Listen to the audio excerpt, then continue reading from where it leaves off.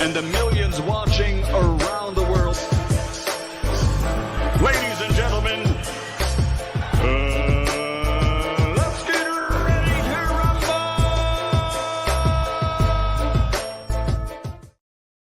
Yeah. What's up? It's the Buckles Malachi Williams in the building. We back. True Media Today, USA Boxing. We are back. We back up in this BI, man. You know what I mean? The old boys here. You know what I mean? We're here together. You know what I mean? You know, of course, yeah, nobody, I want to get a chance to talk about Inoue The Monster and Cool Boy Steph. They will be fighting on the 25th. So not next week, but let me see, hold on. Let me make sure. The 25th. They're gonna fight. It's on a Tuesday, if I'm not mistaken. They are fighting on a Tuesday, the 25th. So that's like 4 days before Crawford Spence. Yeah, 4 days before Crawford Spence. So, I was really thinking about that fight. I'm hearing that some people were complaining, hey man, it's not a much. They haven't been doing a lot of advertising and marketing for that fight or whatever. And I've been seeing some people complaining about it, but this is the thing. The reason why I don't think there's nothing to complain about is because that fight is on like 5 o'clock in the morning in America. That fight is in Japan and it's like 5 o'clock in the morning in America. I seriously doubt the people that are complaining about, yeah, man, we ain't really getting no advertising on it, man. They ain't really been promoting it over here like they should. I seriously doubt that those same guys that's complaining is going to wake up 5 in the morning to watch a boxing match on a Tuesday. True. Most fights they have in Japan, that's big fights on a Tuesday morning. No one is really watching that. Now I have gone live on Inoue The Monster's last 2 fights. I went live on his fights, so I'm going live for it myself. I'll be up. I'm going live for it. When Inoue The Monster put hands and foot on Nonito Donaire, we went live for that.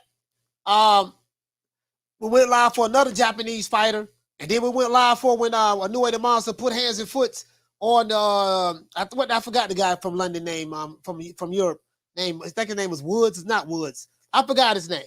Could have been Woods. He put hands and foot on him and became undisputed. You get what I'm saying? So I will be going live for that. You know what I mean? Let's give everybody a round of applause.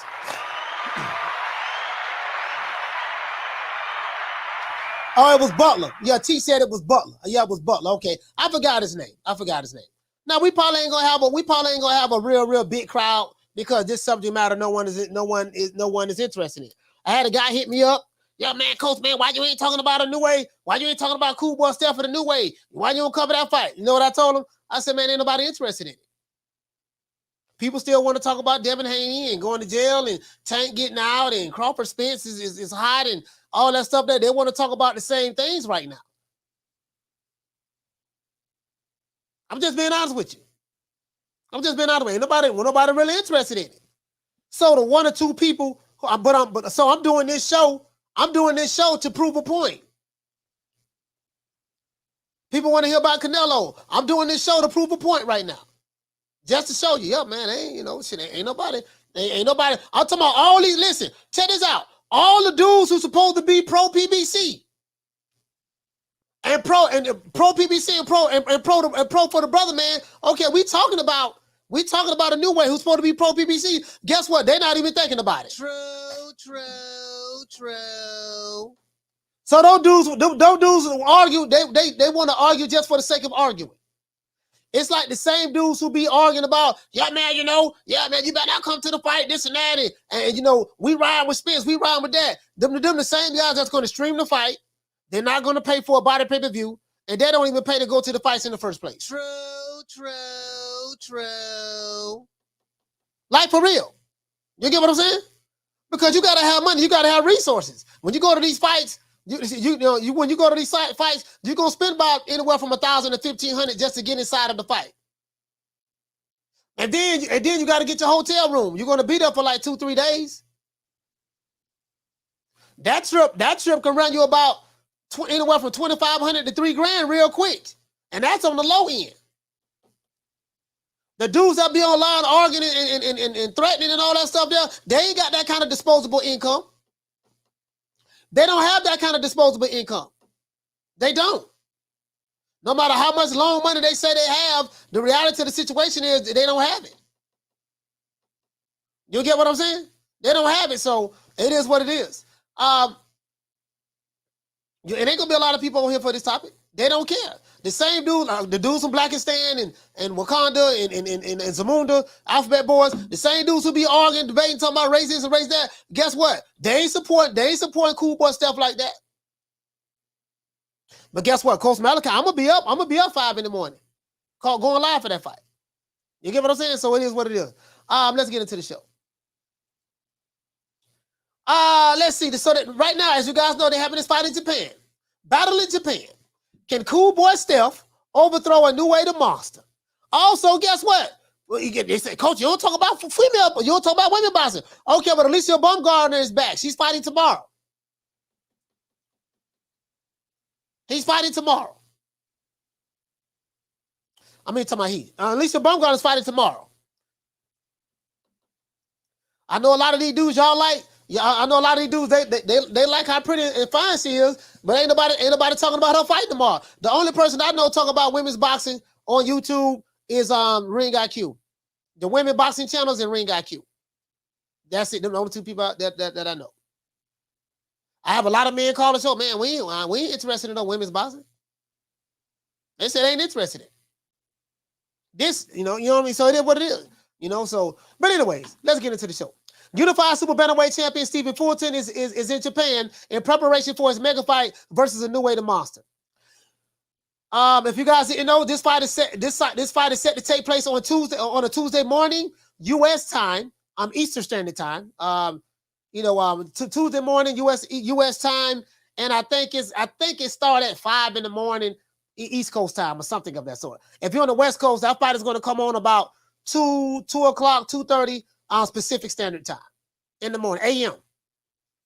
According to the odds makers, Cool Boy Steph is a plus 265 underdog versus Inoue The Monster. Inoue is a minus 300 favorite to win this bout. If you think Fulton can pull off the upset, you might want to put a couple of dollars on Cool Boy Steph. This is the first time Inoue is fighting at Super Bantamweight. The first time he's fighting in the Super Bantamweight division, so to speak. So we're going to have to see if his punching power will carry over to a higher weight division.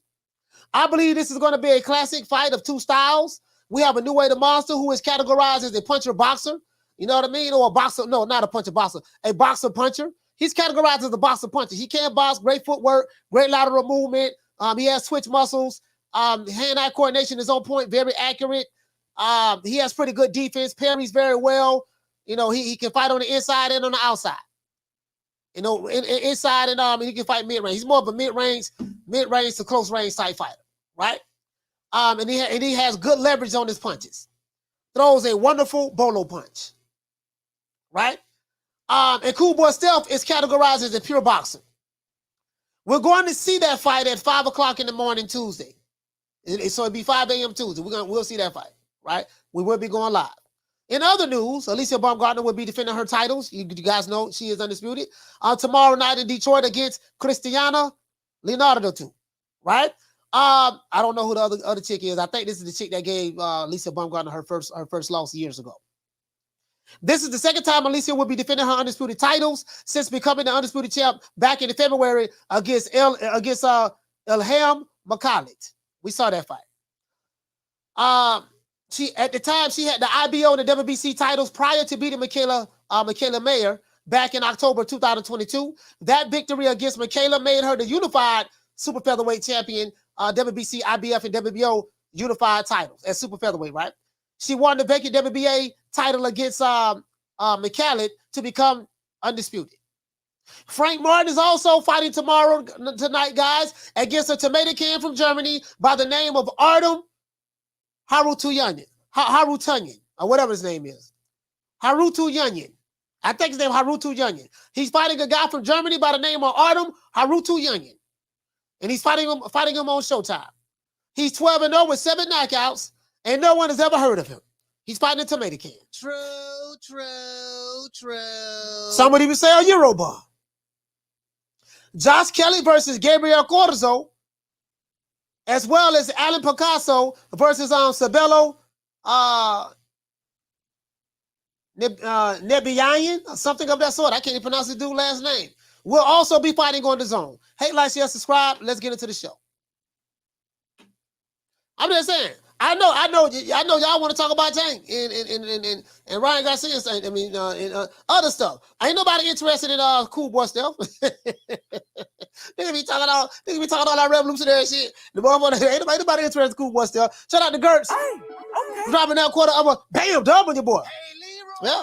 Super chat received. Playtime is over, boy. Yeah, y'all know I ain't lying. So what did he say? He said Inoue versus Fulton. Let's get it. Yeah. You probably shout out to Gertz, man. Salute to you, fam.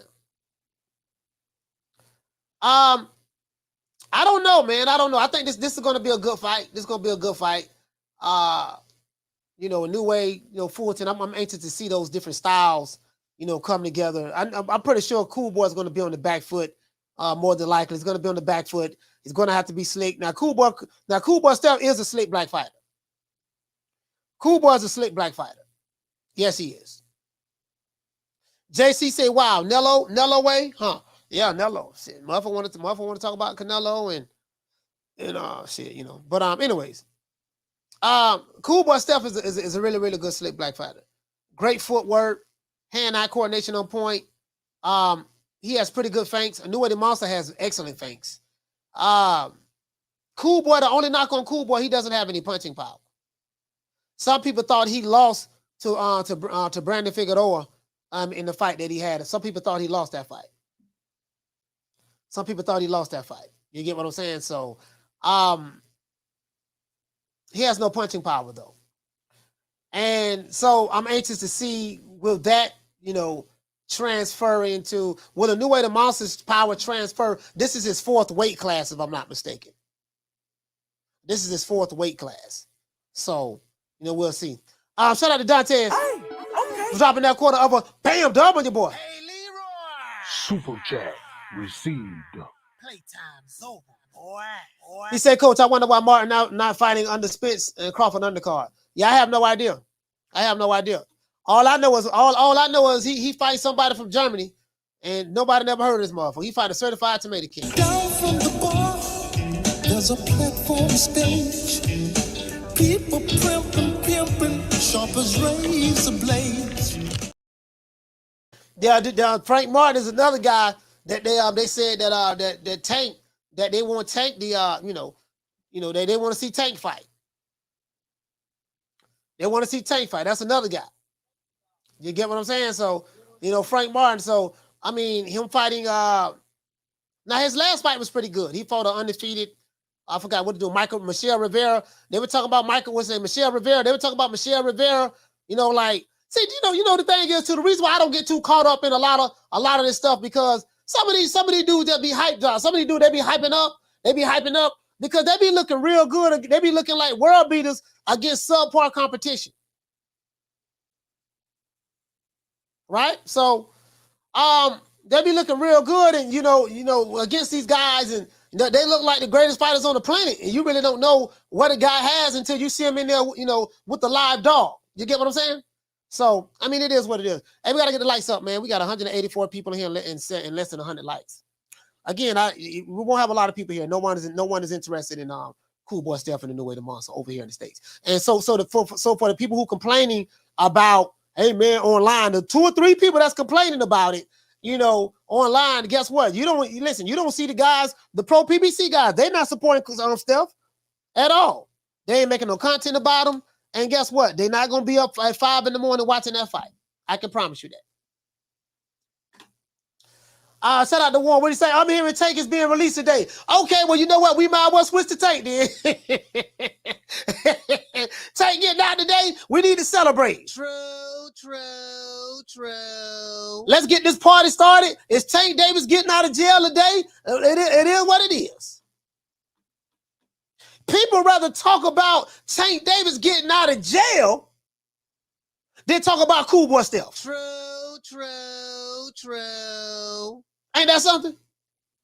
If I go to Blackistan, Zamunda, Wakanda, right now, Alphabet Boy channels, right now, they would rather talk about Tank getting out of jail. That's more exciting to these guys than supporting Cool Boy Steph. True. Ain't that some shit? He said, Coach, Tank already out. Sent you an image. Oh, you sent me an image? Okay. Okay, let's switch the tape then. Let's go ahead and switch the tape then. We might as well. We might as well. Let's switch the tape then. Let's see what's up. Okay, he gonna take right here. All right, look at Tank looking like Ice Cube. Tank looking like Ice Cube. We might as well switch the Tank. Y'all don't want to talk about Cool Boy Steph. You know what I mean? The views low today. Hey, knock down 305. I'm trying to talk about Cool Boy. Trying to talk about him. You get what I'm saying? They ain't interested. They want to talk about Tank getting out of jail. True. Look at that. L. Harvey say, Tank got a jail afro. Tank got a jail afro. Oh my God, bro. Hey, you can't make this up. You can't make this up. I gonna Tank right there. He gonna Tank right here. He gonna Tank. Y'all see Tank? Look at Tank looking like Ice Cube. He look like he got a goatee. Hold on. Tank look like he got a goatee. Okay. Tank look like he got a goatee and everything. All right, shoot. Hey, let's get Tank a round of applause. They just free the real. They just free the real one. Let's get Tank a round of applause.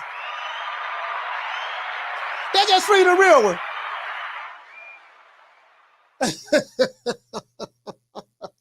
You can't make this shit up.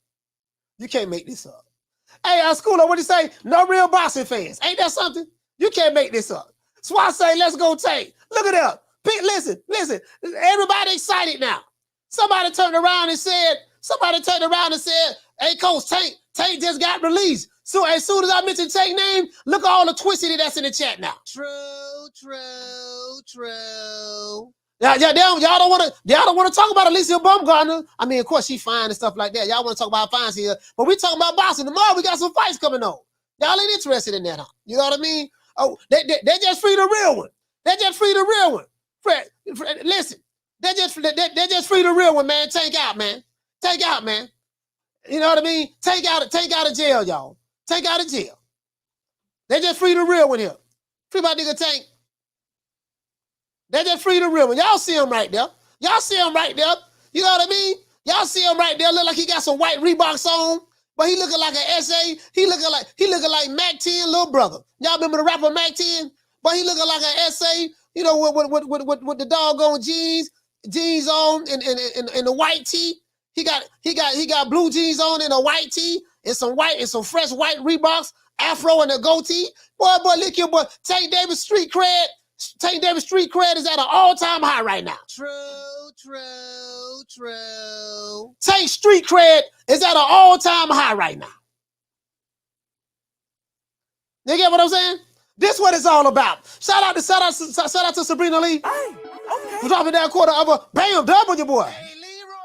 Super chat received. Playtime's over, boy. Hey, Sabrina say I'm dead. Hey, Sabrina, we tried. Hey, Sabrina, listen. They said, Coach, man, you be over here kikiing all the time and stuff like that. I said, bro, some of these fights the fans ain't even interested in, bro. Like, bro, I study this stuff. I study you guys on, and stuff like that. I look at the analytics. The analytics tell me what pushes the envelope. Down from the bar, there's a platform stage. People pimping, sharp as razor blades. Analytics tell me what pushes the envelope. You know what pushes the envelope over here? Canelo Alvarez, Terrence Crawford, Errol Spence, Tank Davis. Shit, I think that's it. Tank Davis. Devin Haney.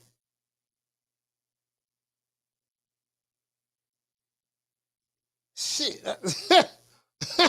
Damn, I think that's it. Oh yeah. And Jamal Charlo. True. I'm dead serious.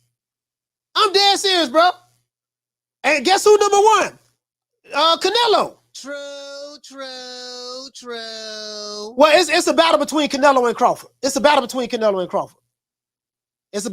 those two. Canelo and Crawford is top of the list. Oh yeah, and Tank. Tank is top of the list. I'm just being honest with you.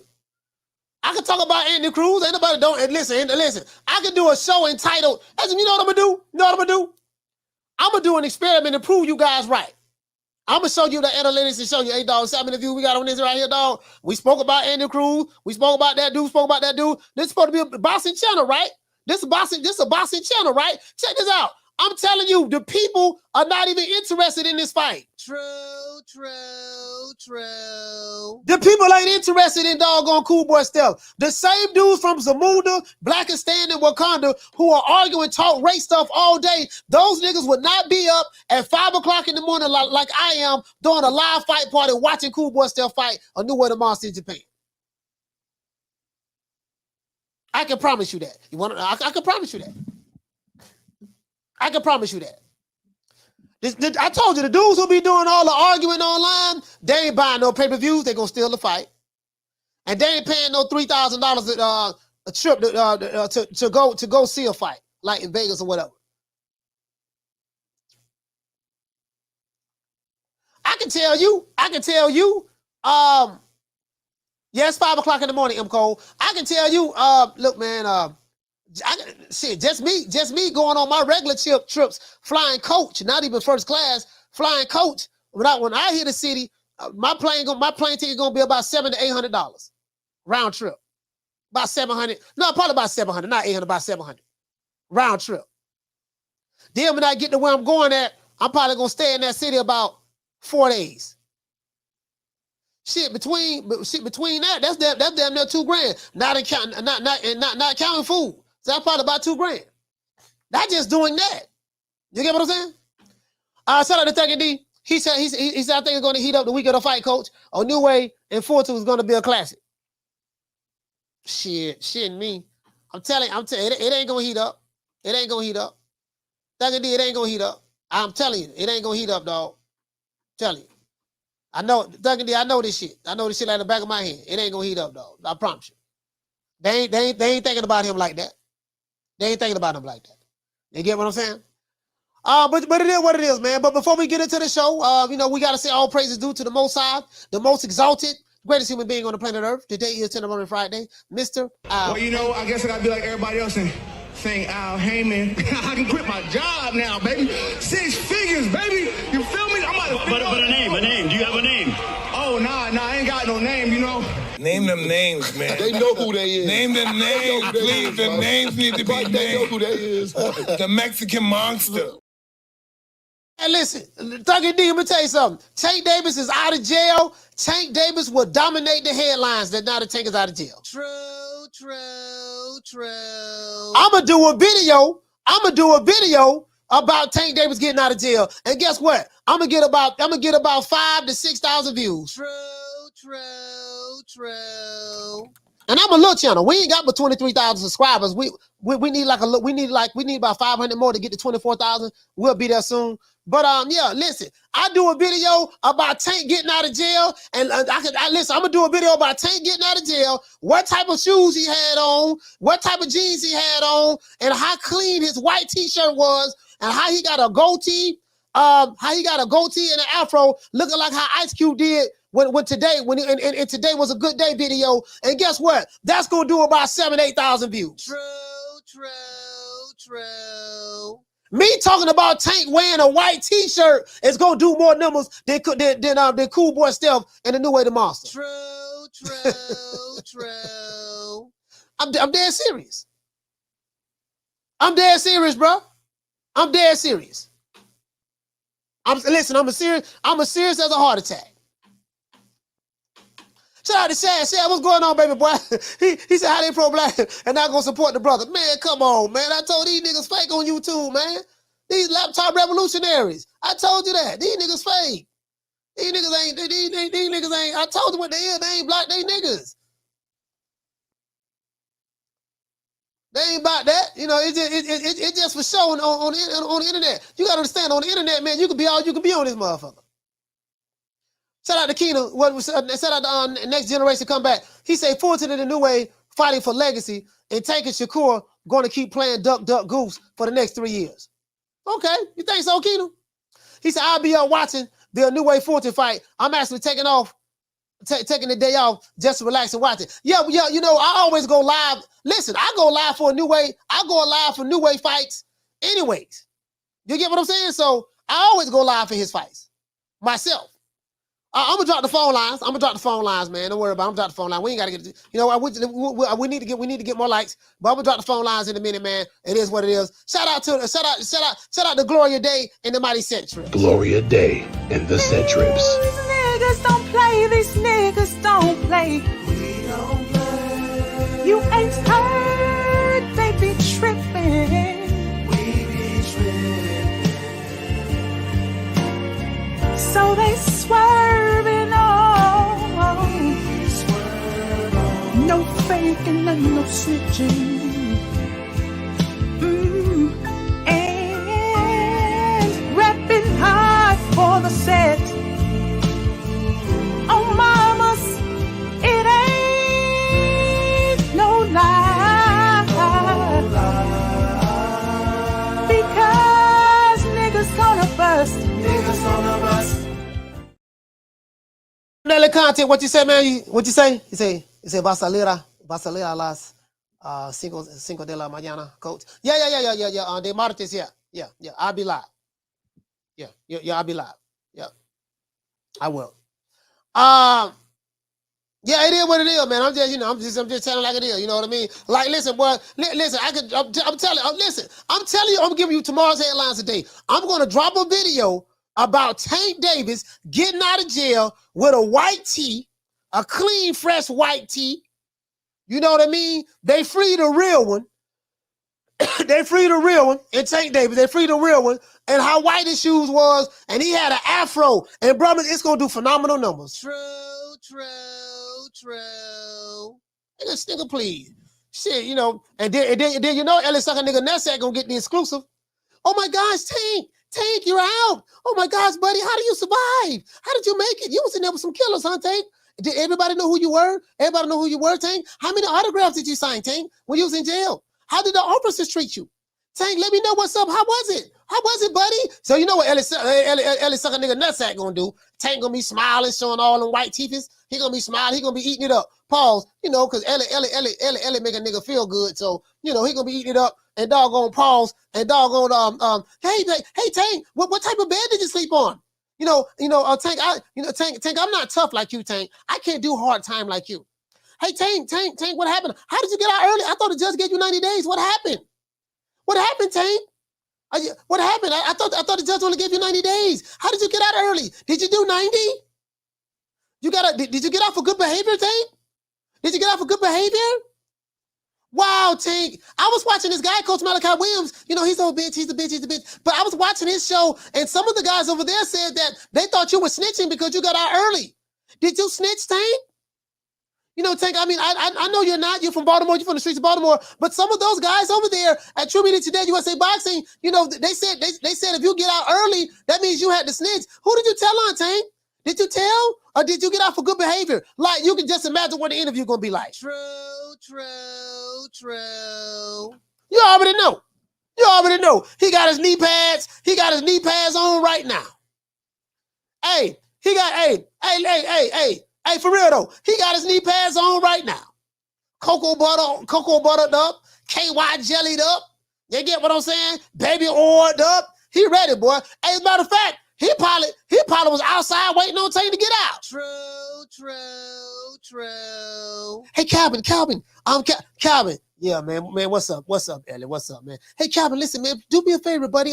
Please, Calvin. You know, I do anything for the exclusive. I do anything. You know, I bought some extra knee pads, Calvin, just like Leonard told me. Bought some extra knee pad? Yeah, I did. Okay. What is it? What you want? Please, when Tank get out of jail, can you please let me know ahead of time so I can be there to greet him? Please? Please, Calvin? Man, I don't know about that. Really gonna be family there. Ain't no family, buddy. Ain't no family. I always say nice things about Tank, don't I? I never said anything bad about him. I say Tank is better than all of these fighters. Yeah, you do be laying it on kind of thick. All right, Element. Okay, I'll tell you. Tank getting out tomorrow. Thanks, buddy. I'll be there first thing in the morning. True. Hey, you already know. Yeah, you already know what it's gonna be. Hey, he met Tank right there. Tank got out, reporting,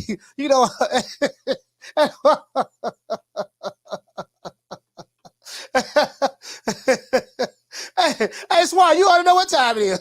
Hey, you ought to know what time. Hey, Aaron Grabber say free Tank. So let me ask you guys a question. Do you want to talk about Cool Boy Steph? By a show of hands, do you want to talk about Cool Boy Steph and Inoue The Monster fighting, or do you want to talk about Tank Davis getting out of jail? Raise your hand. True. I just want to know. Do you guys want to talk about Alycia Baumgardner is fighting tomorrow? Frank Martin is fighting tomorrow. Do you want to talk about those guys, or do you want to talk about Tank Davis getting out the afro that he had, and the white t-shirt, how white the t-shirt is, and how white the shoes is? Oh, okay, all right. All right, Fulton said let's talk about Cool Boy. Okay, cool. All right, cool. All right, then. All right, cool. All right. I just had to check the temperature, man. Because I'm trying to talk about Cool Boy fighting him and Inoue The Monster fighting, and somebody talking about something. Yeah, man. Tank got out of jail. I just sent you a picture.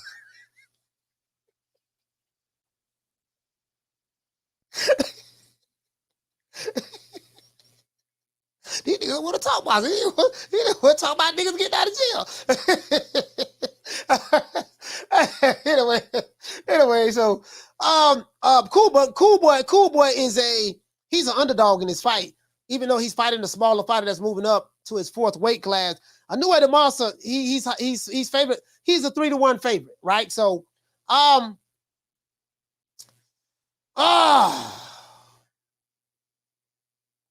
what I'm trying to see is I don't envision I don't know. I gotta see because Cool Boy say he gonna take him to school. Cool Boy say he gonna take Inoue to school. So I'm just anxious to see. I really can't predict this fight. I can't predict it. Shout out to High Grease for dropping that quarter of a bam dub on your boy. Hey, Leroy. Super chat received. Playtime's over, boy. Hot Grease, what to say, fam? You say, Coach, did you see the tweet just put out about D-Block? No, I didn't see no tweet. I didn't see it, fam. Shout out to Wartime, shout out to War Prime Minister for dropping that quarter of a bam dub on your boy. Hey, Leroy. Super chat received. Playtime's over, boy.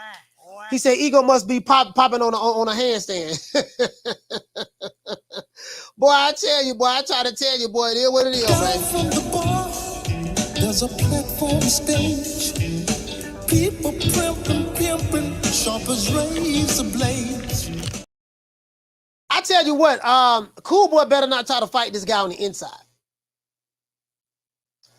Don't try to fight him on the inside, because Cool Boy Steph don't have any punching power like that. He's not a knockout artist. He doesn't have punching power like that. So, Cool Boy Steph has some very, very good footwork. That dude has excellent footwork, bro. Like, he could turn on a dime. And pretty good reflexes as well. Both of these fighters are really, really good fighters. Footwork, Inoue The Monster have a phenomenal footwork as well. I don't know if he's I'm trying to think. Oh shit. I would probably I'm trying to see who's a better fighter off the back foot. I'll probably give that edge to maybe Cool Boy. I think Cool Boy may be a better fighter on the back foot than Inoue. Inoue is more of a mid-range type fighter. He sets his shots up very well, but Cool Boy has very, very good defense, very good reflexes, and Inoue is very, very accurate. He don't waste punches. He don't waste punches at all. When Inoue throw, he landed.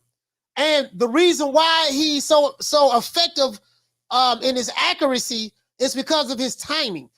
Like fighters like Terrence Crawford, he has excellent timing. Inoue the Monster has excellent timing. Who else is really good with timing? Alycia Baumgardner fighting tomorrow. She has excellent timing. I'm trying to think in men's boxing. Who had really good timing? Errol Spencer had pretty good timing, but not on that level though. Not on the Inoue and them level.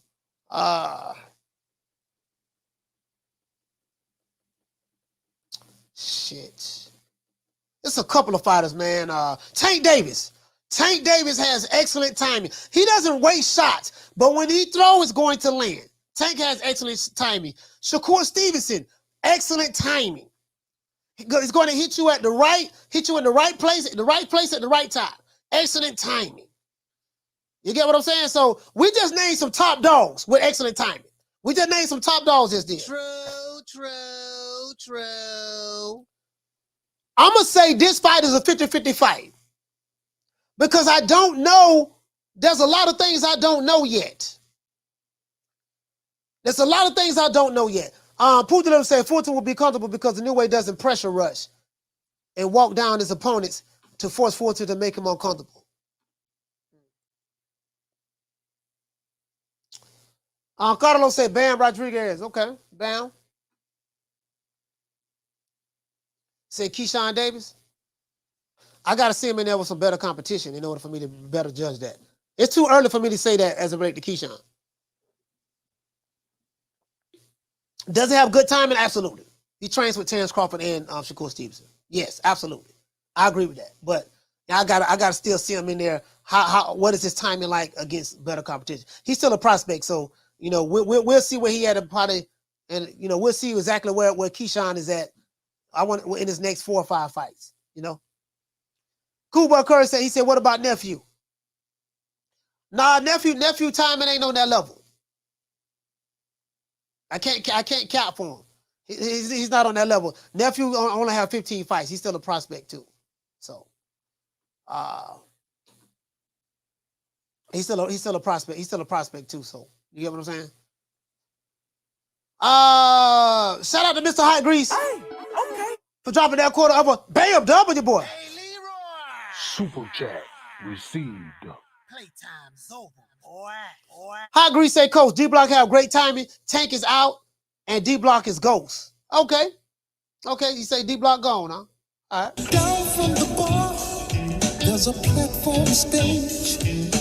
People pimping, sharp as razor blades. You get what I'm saying? So, I mean, it is what it is, man. It is what it is. I'm finna drop the phone lines right now. I don't know, man. I don't know. This fight really intrigues me, Steph, and I'm gonna go look at some more film. I'm gonna tell you what. If the Inoue speed and power carries to Super Bantamweight Division, I want to see. That's gonna be very intriguing. That's gonna be very intriguing to me. I want to see exactly how that plays out. Let me address something to some of the haters out there about me. Y'all can kiss my ass. Twice. It is what it is, man. Phone lines for the drop, 530-494-96. You want to talk some shit? Call me. Start some shit, bitch. Sup, fool? You gonna talk shit about me, homie? Where you from? Hundreds of niggas is waiting for your motherfucking call, and they all talking shit about you right now. Call the coach at 530-494-9636. We waiting on your bitch ass. The thing is, too, Inoue is a very, very good body puncher. He's a very, very good body puncher. A lot of guys in America don't know who Inoue the Monster is, especially the black YouTube channels. They really don't know. A lot of those guys don't know. They know about Tank. They know about Devin. They know about Shakur. They know about Crawford because of their hatred for Crawford. They know about Spence, Wilder, just the same run-of-the-mill fighters, according to Blackistan, right? So we know that. But Inoue the Monster, they'll say like, oh man, he overrated, he ain't fought nobody. But these guys who say Inoue ain't fought nobody really don't know who the level of competition is who Inoue fought. These are the same guys, they only know about 5 or 6 fighters. They only know about 5 or 6 fighters, right? And then they'll say Hall of Famers really shouldn't be in the Hall of Fame, and guys and guys who multi-division world champions ain't fought nobody, this and that. So you can't really take those guys serious at all. You get what I'm saying? You talking about guys, hell, they don't know what a damn trap counter is. You talking about guys, they don't know what a sidestep is. Right? They don't know what a snapback is. Or what does it mean when a fighter is swaying side to side? What's the purpose of that? I'm talking about defensive boxing tactics. They might know what ducking down is, ducking out of the way, but they probably don't even know what parrying is when you parry the shot. You get what I'm saying? So, hand-eye coordination and all that stuff there. So, these are the guys that defense overrated. Yada, yada, yada, yada. Shout out to Marty King Boston. Salute to you, fam. He said, Inoue said he has never sparred a black dude before. Okay, if he never sparred a black dude before, I don't think that's going to have anything to do with the fight, but at least he's telling the truth. He never sparred a black dude before. He's in Japan. I don't know how many blacks in Japan. Well, it's quite a few black people in Japan, especially from the military. I got a homeboy that live over there with his wife. He was in the Navy, retired in the Navy, and just decided to stay in Japan with his wife. He got about 3 kids over there. Shout out to Next Gen. What'd you say? He said that means the black dudes at the weight, not contenders. Marquis say no slick black fighters. Well, guess what? He finna fight a slick black fighter. He finna fight a slick black fighter on the 25th against Steph, because Steph is the definition of a slick black fighter. Steph is the definition of a slick black fighter. Now, whether that slickness is going to lead him to victory, we're gonna find out. We're gonna find out whether that's going to lead him to victory. Of course, you guys know in boxing, it don't matter. A skin color don't win goddamn boxing matches, contrary to popular belief by Dr. Umar Johnson. I remember when Wilder got knocked out by Tyson Fury, Umar Johnson couldn't believe it. Shout out to Base the Kid. He said, "What up, coach? What's going on, fam? Big up to you, fam." He said, "How? Our brother was melanated. Our brother had the strength of Ogun. He was in Shango shape. Tyson Fury was a tall, big, fat, blubbery mayonnaise man. Remember that? The type of dudes who you argue with online, they really believe that because of your skin complexion, that determines whether you can fight or not. You can't make this shit up. They mixing beef and pork together.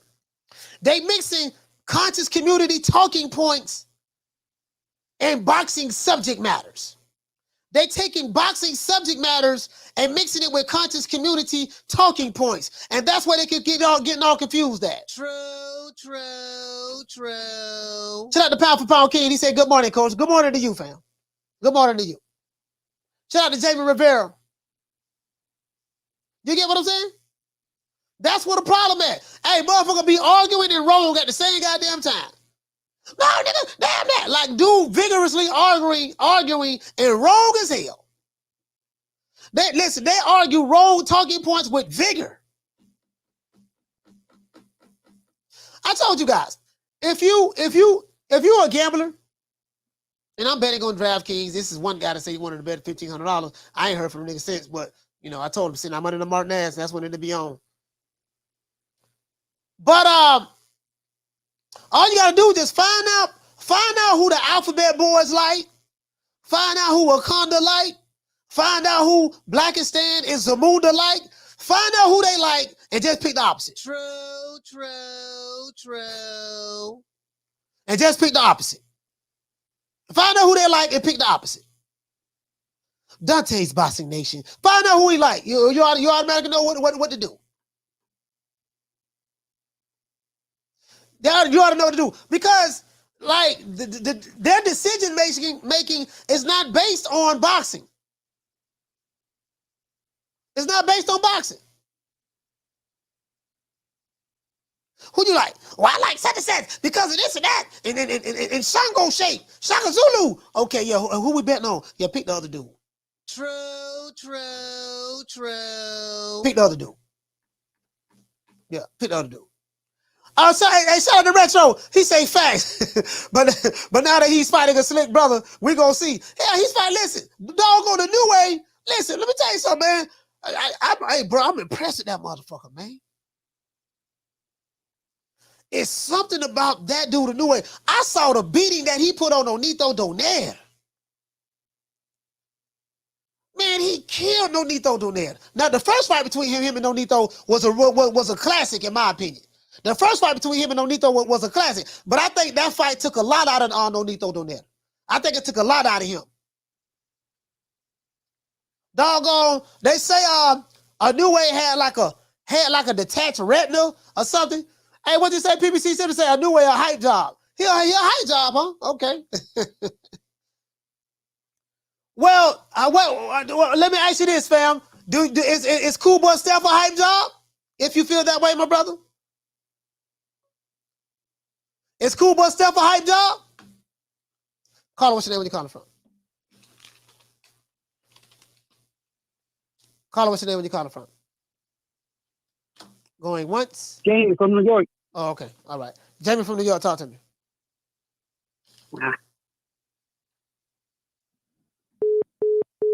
All right. He on the phone now. Let's give Jamie a round of applause.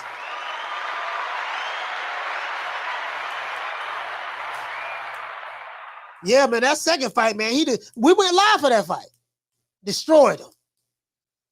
He ran, listen, he ran through Nonito Donaire like X-Lax. He ran through, hey, what it say, PBC Central? You say that's what you heard from Wakanda? They say Inoue a hype job. How do they know? How do they know? They only know about 5-6 fighters.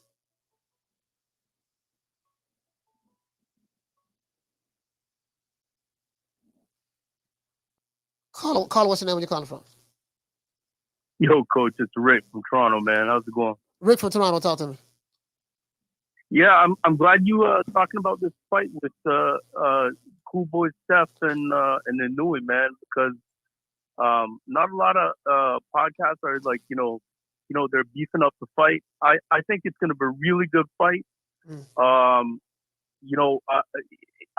Some people are selling, Steph short because of Inoue's like ability and whatnot, but when I come to look at it, I gotta give praise to both the fighters. You know what I mean? Yeah. Like Inoue's doing his thing, jumping straight to Steph, where he could have fought some other guys at the weight class.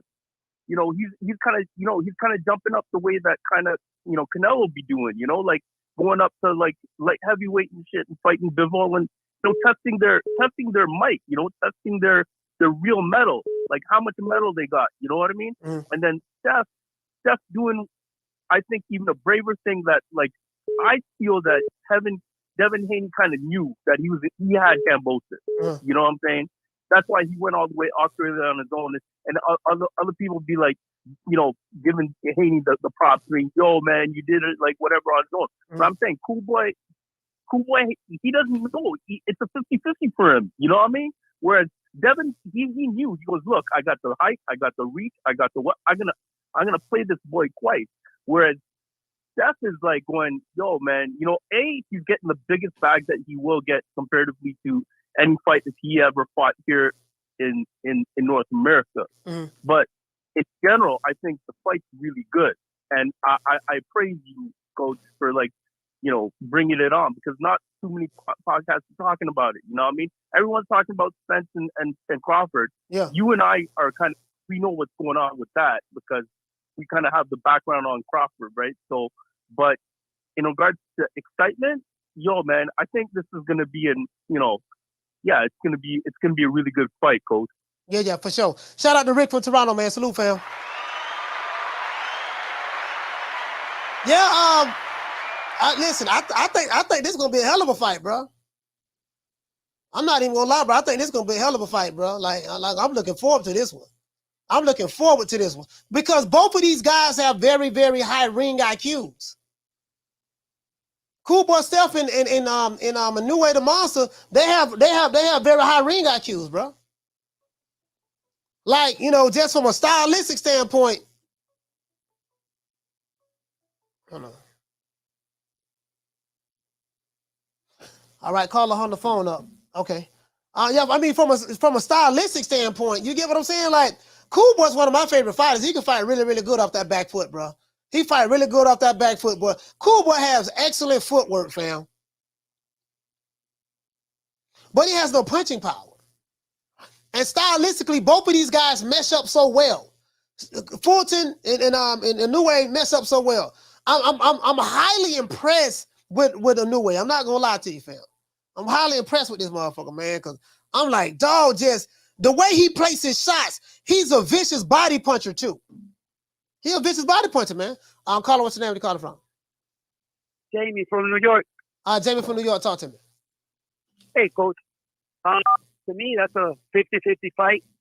It should be a good one. Fulton is definitely the definition of a slick fighter. Yeah, absolutely. He's the whole package. I really like that kid. He's got true skills. You know what I'm talking about? Yeah. And so does Inoue. Inoue is also slick. He's got great footwork. His timing is unbelievable. And he also got power. So it's a great matchup. I'm leaning towards Inoue more. But I like them both. They're both great fighters. I'm glad this is happening. And let the best man win, Coach. All right. Who you got, Coach? Who you like? I don't know yet, man. I don't know yet. I've been tossing back and forth on this. I went with Cool Boy first, and then as the fight approaches, I'm just leaning more towards Inoue now. You know why I give Inoue the edge because I think he's been battle tested more. Like he's fought other more champions in the past. I know it's in the lower weight classes, but still, he's fought other champs. Yeah, you understand what I'm saying? Yeah. I think he's got more experience. But hey, we'll see, man. But it's good. It's a great matchup, man. I'm glad it's happening. Yeah, That's me my too. call, Coach. Shout out to Jamie, man. New York, stand up. Yeah, so I got Cool Boy. I got Cool Boy. But I say, man, but my mind is telling me. My mind is like I'm thinking about like, man, this. See, the thing that's so impressive with me with this Inoue motherfucker, man, he know how to make them adjustments. But the thing is, he hasn't been in there with a fighter like Cool Boy Steph. I don't think Inoue has been in the ring with someone that is as slick as Cool Boy. So I'm trying to figure out, will Inoue be able to crack that puzzle? He's never been in the ring with someone like Cool Boy Steph. He's never been in the ring with the Cool Boy Steph. Someone who got the footwork that he has. But I want to know, he hasn't been in the ring with someone like that. So I kind of, you get what I'm saying? I want to see what Cool Boy be able to out-slick him. But listen, bro, he's a vicious body puncher, bro. When I think of Inoue, people think of the knockouts, right? But I'm like, no, that motherfucker, he the way he go, bro, he got a liver shot he throw, bro. And the thing is, when he throw his punches, he throws them, he has really good leverage when he throw his shots. He has really, really good leverage. I look at all that, man. I'm like, this motherfucker, this little Asian motherfucker right here, boy. God damn, boy, shit. Hey, and guess what? He huge over there in Japan. Caller, what's your name when you calling from? Hey, this is Swag Jones from Fort Worth, Coach. Swag, talk to me. Man, what's happening, Coach, man? Hey, dope topic, man, for real.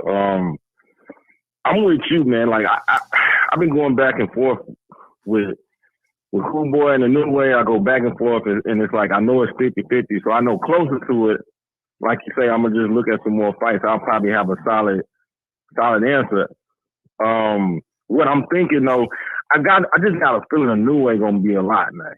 Yeah. I mean, and the reason why I say that is because Steph ain't got no power. Yeah. And I hate to say it, but the boy got a D2 box. I'm not saying he could easily beat Inoue in points. Yeah. If he can, take Inoue shots. Yeah.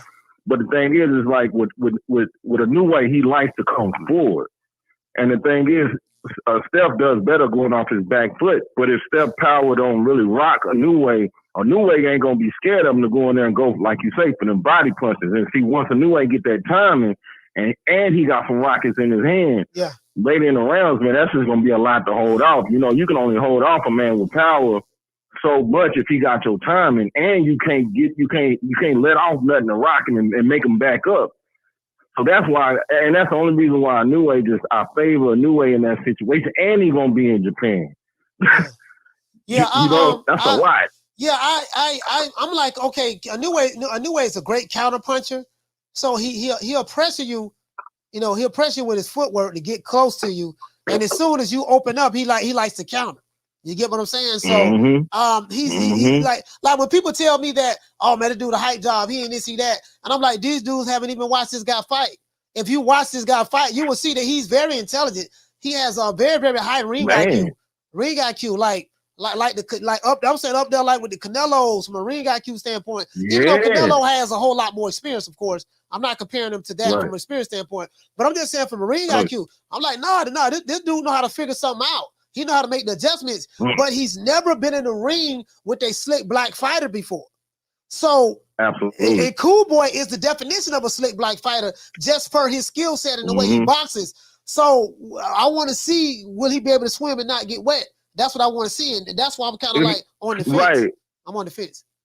Absolutely, man. I mean, if he can, like you said, if he can swim and not get wet, if he can move and keep the jab, you know what I mean? Like give him, have some moments, keep the jab, use his footwork to confuse him. He can beat him on point, or later if Inoue chin can't carry to the upper class, he might can mess around and rock him. So it's 50-50. I gotta watch him on tape, but man, dope topic, man. I don't know why everybody ain't talking about it. All right, man. Yeah, for sure, man. Shout out to Swat Joe, Fort Worth, stand up. Yeah, man. Peace, man. Yes, sir. So that's what I'm looking at. I'm looking at like, okay, bro, like I'm really on the fence, bro. I am really on the fence. Like for real on this fight, bro. For real. Hold on, hey guys, we need and we shot it in the midget on his knees trying to sling keys. Hey, listen, we need 35 more likes to get to 200. We got over 300 here. 35. Hold on, guys. 35 more likes. You get what I'm saying? So that's what got me kind of damn. His first fight, because but I'm kind of on the fence, man. I'm kind of leaning. I picked Cool Boy in the beginning, but I'm kind of leaning towards Inoue, man. Caller, what's the name? Where you calling from? Yo, Coach, what's going on, man? It's Mason from Flint, Michigan. Mason from Flint, talk to me, fam. What's going on, Coach, man? Shout out to all the tenderonis on Tenderoni Friday. Yes, sir. Yes, sir. Tank home, you know what I'm saying? That's all good too. Yeah, man, take home for the tank. Fight. Yeah. Tank home from the tank. Yeah. But as far as the fight go, man, I'm running with Cool Boy on this one, man. I like the Inoue. I do like him. He like you say, little motherfucker fight some pressure. Yeah. But I just gotta go with Cool Boy just off the I don't know, I guess it's the nigga in me. Yeah. You know what I'm saying? But Inoue ain't no pushover, man. And niggas talking about he a hype job, he didn't see that. Nah, that kid good, man. He good. He got some fucking skill. And he be putting motherfuckers on their ass too. Yeah. I'll be definitely tuning in to the live, man. 8 o'clock in the morning, whatever time it come on. Yeah. I'm gonna take the day off work for that one, man. I can't miss that. That's what niggas need to be on. Yeah. If they know what's good. And when it comes to this boxing shit, that's a good 50-50 fight right there, man. But I'm going with Cool Boy on it. Yeah, for sure. I mean, I got you, man. Hey, shout out, hey, man. Shout out to my brother, man, Mason for Flint. Salute to you, fam. Flint, Michigan. See, that's the thing that gets me. I watched the Brandon Figueroa and Cool Boy fight. Some people felt that Brandon Figueroa won that fight. But he lost. I think he lost split decision, something of that sort. Brandon Figueroa was all over Cool Boy. Cool Boy couldn't keep him off of him. But maybe Brandon Figueroa smothered a lot of his punches. Inoue the Monster don't smother shots. Inoue the Monster, Inoue don't smother his shots. But Cool Boy is really, really good off that back foot. Now, but Cool Boy cannot afford to get on the ropes like he was on the ropes with Figueroa. He can't afford to do that against Inoue. Caller, what's your name? Where you calling from? Hey, what's going on, Coach? It's a Blood Boxing out of Gainesville, Florida. How you doing there, brother? Man, I'm doing good. Hey. Blood Boxing, talk to me, fam. Hey, man, listen, man. You're right when you say that the color of a fighter does not determine how great a fighter is or if he's going to win the fight. Right. But one thing we know coming up in the black household, both of us have come up in the black household, and we know that foreign fighters and domestic non-black fighters need some kind of slick black fighter in their record to satisfy some of these fight fans. Yeah. Julio Cesar Chavez had to do it. Roberto Duran had to do it.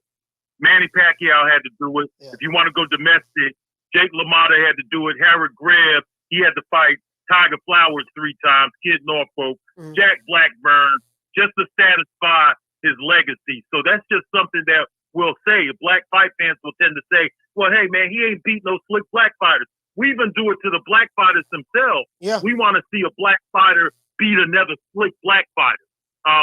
Floyd Mayweather received a lot of criticism for that, even though he did fight his ass Judah. Some could say Samba Mitchell was past his prime, but he's a slick black fighter himself. But a slick black fighter helps define another fighter's legacy, especially foreign fighters and domestic non-black fighters. Once again, I said Chavez, Durant, Pacquiao, Jake LaMotta, Harry Greb, all of these guys fought slick black fighters. So this is something big for Inoue. This will help his legacy some, regardless on the way people want to look at it. It just goes back in history to be that way, Coach. I just wanted to bring that up. Salute to Inoue for fighting a slick black fighter, man. And salute also to Fulton for going over there to fight him. Yeah, Fulton went over there. Hey, they said he told Al. I was like, look here, man. Why you want to go over there? You can stay over here and make this $1 million. I'm paying you. You know what I mean? He said, look, man, these people paying me $3 million to come over there, man. I'd rather make $3 million in Japan than make $1 million in America 7 days a week and twice on Sundays. I need this fight. Absolutely, and it helps his legacy too. It makes him more of a global known fighter, man, to go over to Japan and do it. I mean, I think it's bigger for both of these fighters' legacy to go on ahead and meet up, man. I think it's a great fight, and I'm looking forward to it, man. Hold on, I want to ask you something before you go. Now, you have a lot of these guys from Zamunda, who know what the land of Wakanda, Blackistan. They say, the Alphabet Boys, they say that the Inoue is a hype job. He ain't nobody. So they have already discredited him already. So he's nobody. The question I have for you is this. If Cool Boy Steph was to go over there and beat that guy that they said is a hype job, ain't nobody, would they turn around and say Cool Boy Steph, would they turn around and hype him up off of beating that same fighter that they said is nobody and was a hype job in Inoue The Monster? That's a very good question, Coach. Of course they'll do that because they're two-faced hypocrites. But you know what they're doing? They're taking away from Cool Boy Steph's legacy by doing that. By downing his opponent, they're taking away from this guy's legacy. And they're nothing but a bunch of couch potatoes that sit on the couch all day and watch Dr. Umar and Tariq Nasheed. They don't know what the fuck they're talking about. Like you said earlier, they're mixing up, these politics, laptop revolutionary politics with boxing talk. That shit don't mix in 2023. I don't know what the fuck kind of drugs these guys are on, but they need to get the fuck off, man. They're taking away from a black man. They're taking away from a brother. You understand that they're taking away from this brother's legacy by saying that this guy's a hype job. Right. Okay, so if Fulton goes over and he beats him, now you already said that the guy's overhyped and all of that, even though he was undisputed. Right. He was the man in his fucking division. And not only that, this is the 4th weight class when nobody's been able to handle this guy. So that's a bunch of bullshit. They don't know boxing. They don't know nothing. They don't even know about the shit they talk about. The politics, the laptop revolutionary politics. At least you read the damn book. Them niggas can't even read, man. Them niggas can't read. Them niggas are dumb, right? I always said if they come over here with that shit, I'll slap the shit out of them. I'll beat them up with it. I'll take the destruction of black civilization and beat their ass with the book. Physical. Just a bunch of dumbos, Coach. You know how it is. You know how me and you be kicking it, man. We know these guys are a bunch of clowns and dumbass. They don't know nothing about nothing. Stupid. They're going to be YouTube Malcolm X's and YouTube European news. You know, nigga, sit your ass down somewhere and go in there and get in the bed with that white woman you got at home. Yeah, go take that fat white woman, man. Stop taking away from our brother's legacy. He's not afraid to go across the seas and fight that guy that nobody could deal with, right? You guys are taking away from him by calling that guy overhyped and this and that. I bet you one thing, Inoue will beat all of their asses, and that includes the ones that weigh 300 pounds.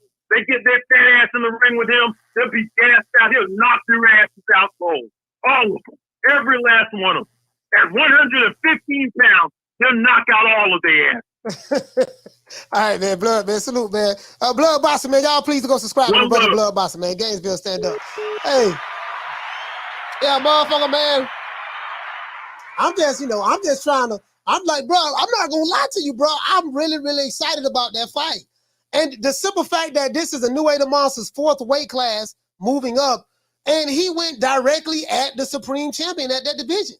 The unified Super Bantamweight champion of the world in Inoue. I mean, in Cool Boy Steph. The first fight you fighting this guy? Cool Boy Steph ain't no walk in the park, bro. As a matter of fact, now Cool Boy ain't no walk in the park. You know, like, listen, he has the type of style that will frustrate you. He has the type of style that will frustrate you. Because, you know, Cool Boy has that style where you ain't going to be able to hit him. He has really good footwork. You get what I'm saying? So, Carla, what's your name? Where you calling from? Yo, Coach, it's Rick from Toronto again. Rick from Toronto, yeah, man. I'm just going to give props to the caller Suave from Fort Worth, Texas.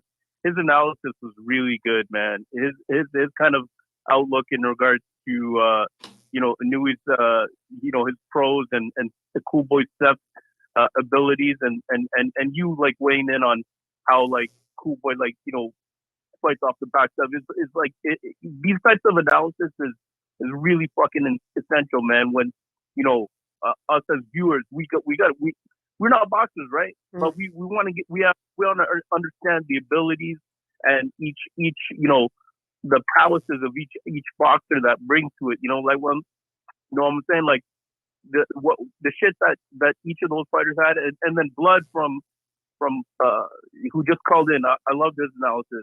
The next question I have for you, man, do you make up some of these terms like Blackistan and Zamunda?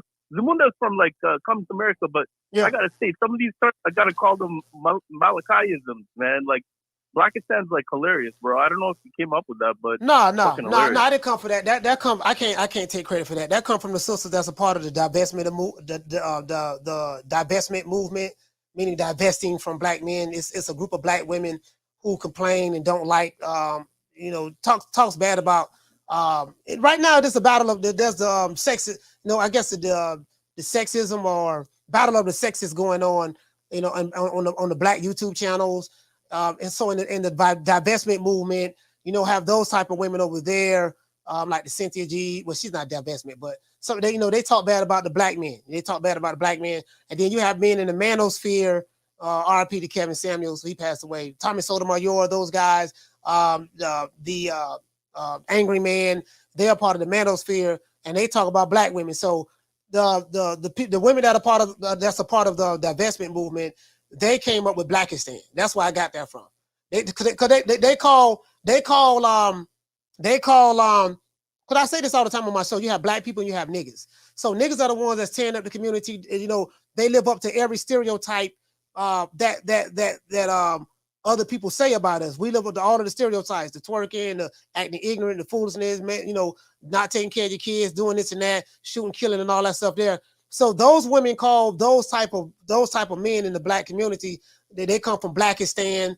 The women are called mammies over there, that they call them that. Like those women in the divestment movement are hilarious to me. They funny as hell. And then in the manosphere, you got, like I say, Angry Man, Tommy Sotomayor, those other guys. They are hilarious to me as well. So I just sit back. I've been listening to those guys for years before I even started a YouTube channel. So that's where I got that from. I'm just introducing it into the boxing. Yeah, that's fucking hilarious, Coach. Is Steph, Cool Boy Steph, in Japan as we speak right now? Yeah, he's in Japan. He's in Japan. He landed. So I think he's been there for like a few days or maybe a week or so. Yeah, man. He better be staying away from them Japanese women, man, because if he starts like, you know, hooking up with them Japanese tenderonis, man, they might take some of his mojo away from him before the fight. Know what I mean? Yeah, man. And they probably be loving some like slick black fighter, be like, yo, man, we don't get some of this out here, you know what I mean? Yeah, for sure. All right, shout out to Rick from Toronto. Salute, fam.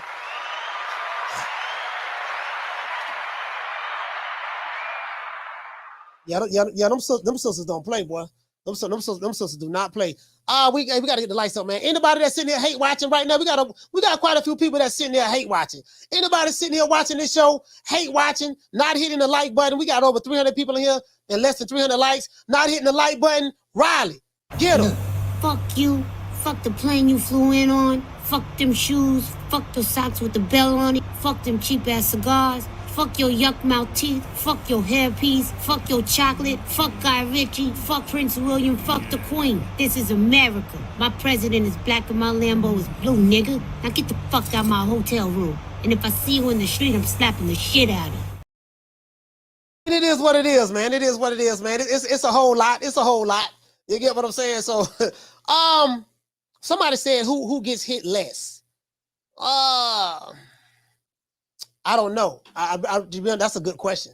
I don't know. I haven't done my research on that and see who gets hit less. I don't know. I don't know the answer to that. I don't know the answer to that. You can probably look it up and see, but I don't know. Like, you know, like what type of defensive styling points? What type of defensive grade does Inoue have versus Cool Boy?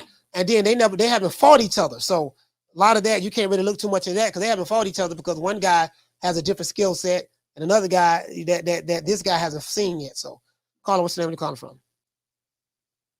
Hey, Coach, it's Archie from Vegas. Archie from Vegas, talk to me. Yeah, man. Hey, Cool Boy, man, if he makes this fight boring, he can win this thing. But if he get in there and he try to fight the way he fought against that one dude, his name was Leo Salt from New Mexico. I can't remember his name, but he was undefeated. He was really, really good. And that was the fight he had before the one dude from San Antonio. I forgot his name. Goddamn. But anyways, but yeah, man. But yeah, man. For people to say that Inoue is a bum or something, or hype job. He's a hype job. No, he's not. Yeah, nah, he ain't that. He can fight. He just as good as Tank. What's the difference between him and Tank? You know what this fight reminds me of? It reminds me of like say Tank will fight Shakur. That's what it reminds me of. It reminds me of a Tank versus Shakur fight. You know what I'm saying? But yeah, man. I'm really intrigued with this fight, man. It's everybody's saying 50-50. They're right. It's a 50-50 fight. Inoue is a top pound for pound fighter. Yeah. He's a great fighter. And then I'm sorry, I don't mean to drag it on. I'll let you go after this. But people might say that Inoue never fought a black fighter or a slick fighter. Shit, who's more better than fucking Nonito Donaire? Like Nonito Donaire has power and speed just like black fighters. Yeah. You know what I'm saying? Yeah. He's really, really good. He's explosive. Like, he was old, yeah, but he was still good. Yeah, Nonito Donaire. You know what I'm saying? Donaire is good. He's a good fighter. Yeah, that first fight, I love Nonito Donaire. Yeah, that first fight they had was a classic. That first fight him and Inoue had was a classic. Nigga. Nigga, I thought he shattered his nose. Yeah. You said he broke his eye or did something with his eye. I thought it was a shattered nose, and he did it like in the second or third round. Yeah. And I thought Inoue survived that. Yeah, for sure. That's crazy. That's crazy.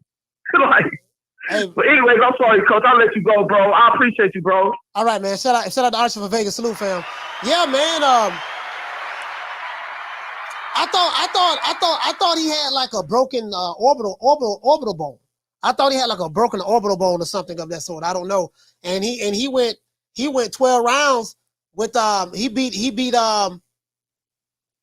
that was the first fight. Yeah, the first fight. I think he beat Nonito Donaire. It was a unanimous decision. So that showed me that he had bite down. And then of course they ended up fighting later on, of course.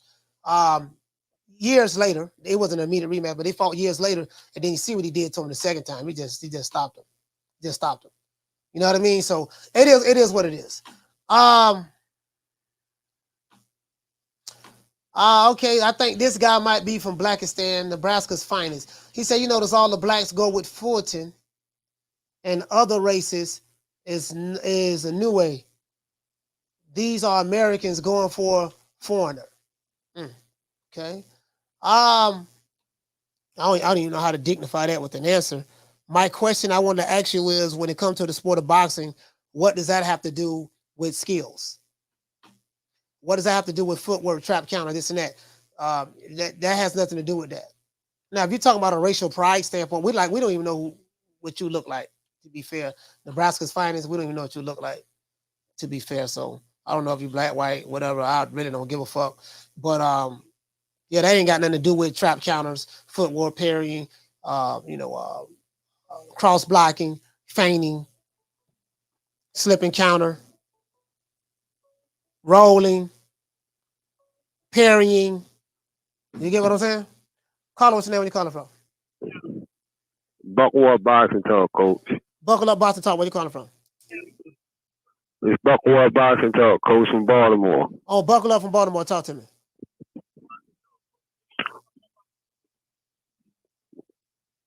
What's going on with you, Coach? What's going on? Talk to me. Ain't nothing. I was just calling to let you know, man. As far as that fight coming up, Inoue and Fulton, yeah, that's 50-50, no doubt. Yeah, Inoue ain't no overhyped job and none of that shit them clowns be saying, whatever they be talking about, Bob. It's gonna be a good fight. And it's a big ups to Tank coming uptown. Tank home now, so it's all good. We can maybe figure out what's get ready to be next on that. So yeah, that's what it is. But yeah, keep doing your thing, though, Coach. I just wanted to reach out to you. That's all. Take home, man. Hey, all right. Hey, shout out to Buckle Up Boston Talk, man. He up top now. Salute, fam. B-boy, stand up. All right, little motherfucker. Tank came home. Tank came home with the with the fresh tank top, white tee. You know what I mean? Fresh in my white tee. Tank came out with the white tee on. Oh man, Schoolo said this fight could be a classic. Yeah, for real though. Absolutely. Shout out to WCS. Salute to you, fam. Yeah, this fight can definitely be a classic. Steph and like this, bro. I'm telling you, bro. I've been going back and forth on this.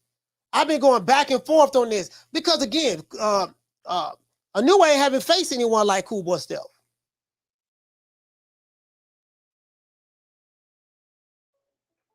He hasn't faced anyone like Cool Boy Steph.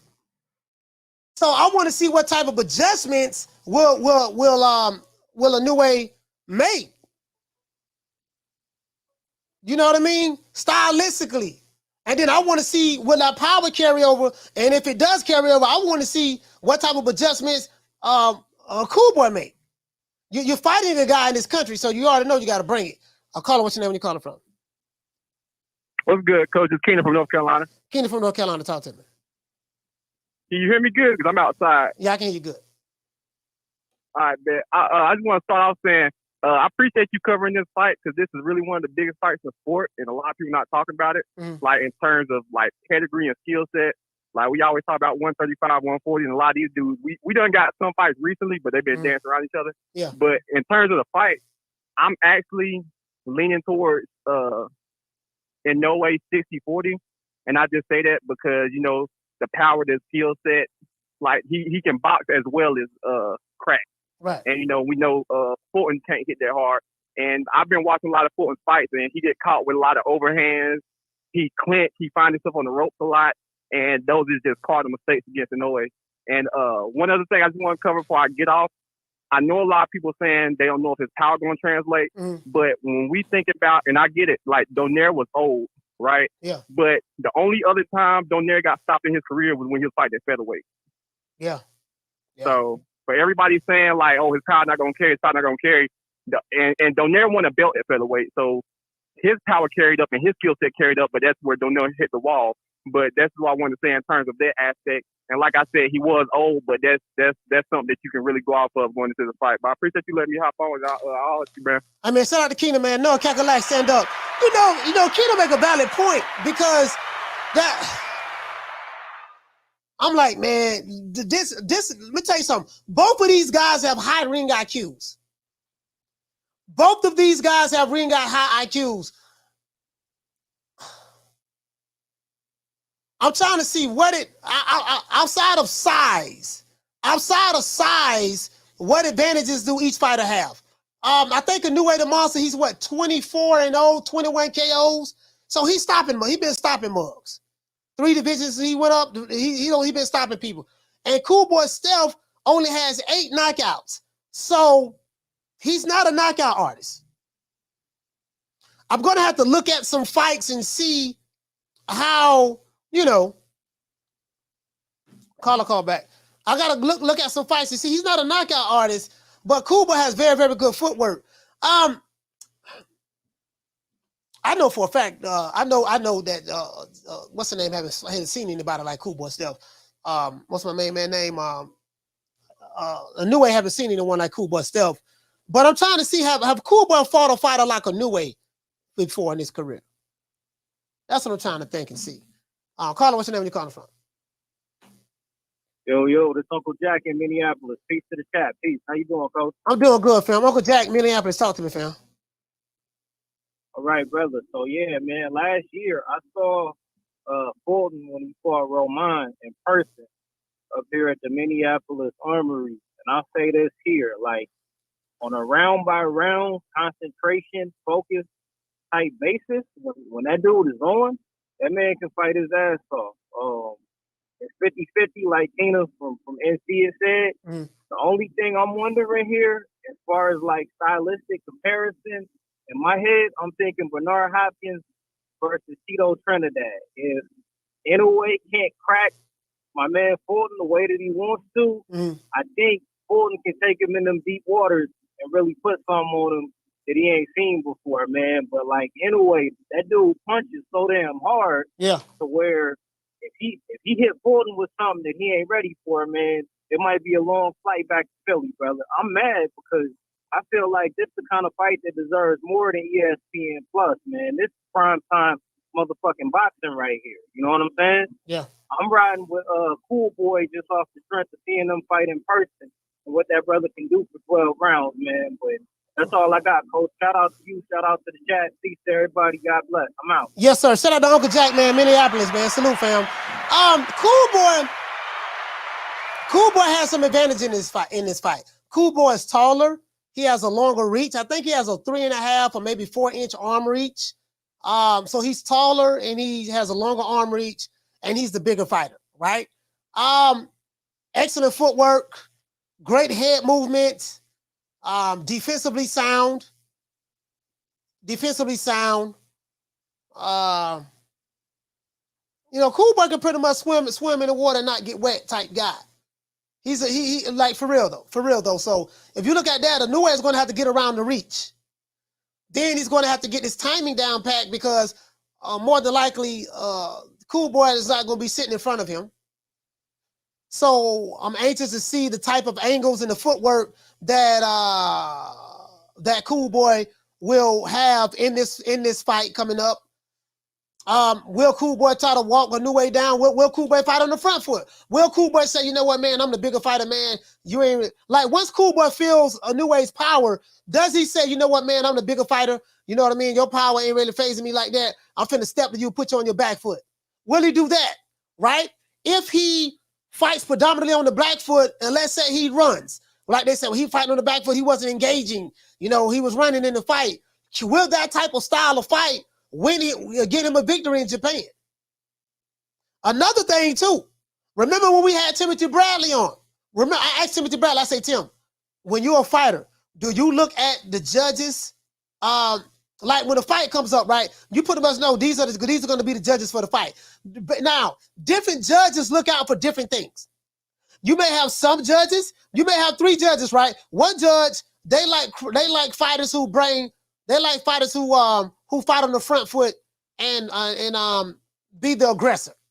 Then you have some judges. One judge may say, "Well, I like fighters who are boxers." And then you may have another judge that say, "Well, I like fighters who fight on the front foot and the back foot. They like to mix it up."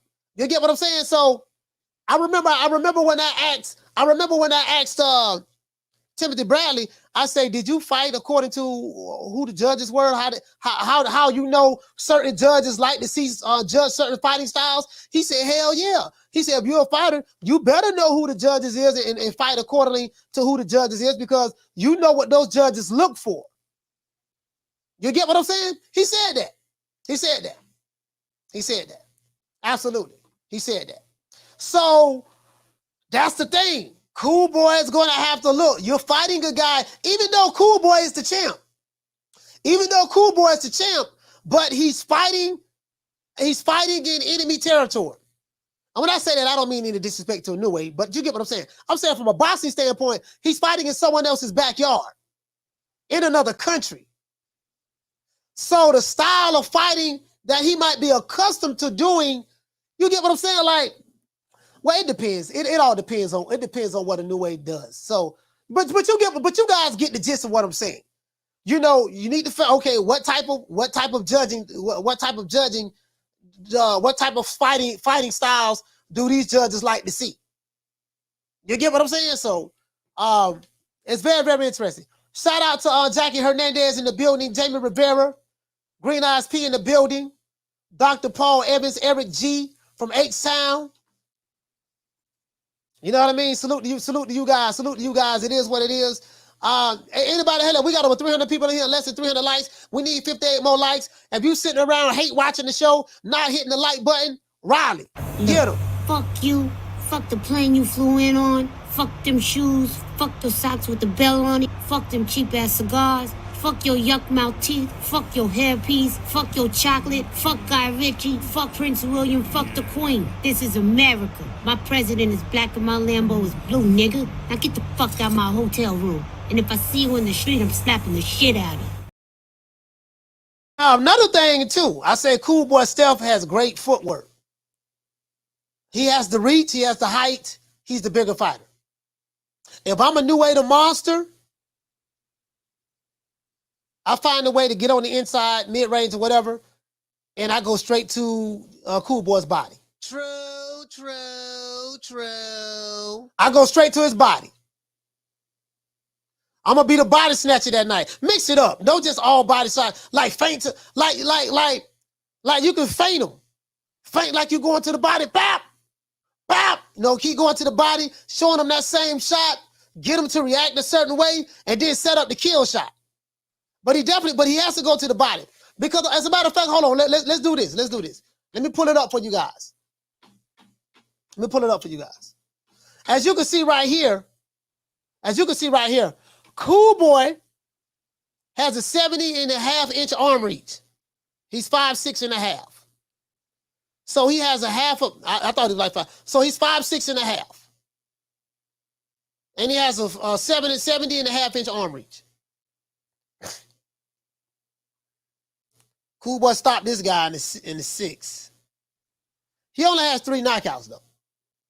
TKO here and a TKO there. He TKO'd a guy that was 6-0, and he TKO'd a guy that was 5-2. He stopped 2 guys. One was there was the 6-rounders. He stopped the guy that was 6-0, and he stopped the guy that was 5-2. And then he got another TKO here. Stop this guy. I think he have like 8 8 stoppages. He only have like 8 stoppages. And his last TKO was on the 18th, was on the 16th of 2018. That was 5 years ago. And no, that's not true. January 26, 2019. My bad. So he has some advantage. He has the reach. He has the height. Now let's go here. Inoue the Monster. Inoue has a 67.5-inch arm reach, so he's 4 inches short from a reach standpoint. He's 5'5", so he's 1.5 inches shorter. He's an orthodox fighter, of course. Unanimous decision against Nonito Donaire. That was the first one, first fight. Him and Nonito Donaire. Cookie out there barking. I don't know that she barking and I ain't getting up. Let's see. This motherfucker here. KO. I think he has like 21 KOs. KO, TKO, retired. TKO, KO. Unanimous decision. That's 1. KO, TKO. KO. 21 KOs? Hold on. 21 KO. Unanimous decision, that's 1. Unanimous decision, that's 2. And the third one was Nonito Donaire, the first fight. Now, he's going to have to go to the body. Go to the body. Because of the reach. Because of the arm reach, he's going to have to get in there and go to the body. Weedy say, Coach, walk the dog. Nah, man, Cookie all right, man. Cookie out there, man. I need to put on some weed. I got some edibles over here. Need to give one of these motherfucking goody edibles. I need to get one of these edibles over here, man. She tripping. Shit. I got these goody edibles over here, man. These motherfuckers good too, dog. Yeah, man. No. I need to give one of these. I need to give one of these edibles. Calm your ass down some goddamn well. Shit. Doing all that goddamn barking. That's one thing about them little dogs. Them little dogs, them some barking motherfuckers, man. God damn. I just barking on everyone, man. Man. Huh. Get some of this, huh? Get some of this here. You want to eat everything, huh? Get some of this here. Calm your ass down. Shout out to Nick Rich. Nick, what's going on, sis? Them motherfuckers always barking all the goddamn time. You know what I mean? He said, Coach, don't sleep on the new way, I'm telling you. Yeah, have you been listening to the show?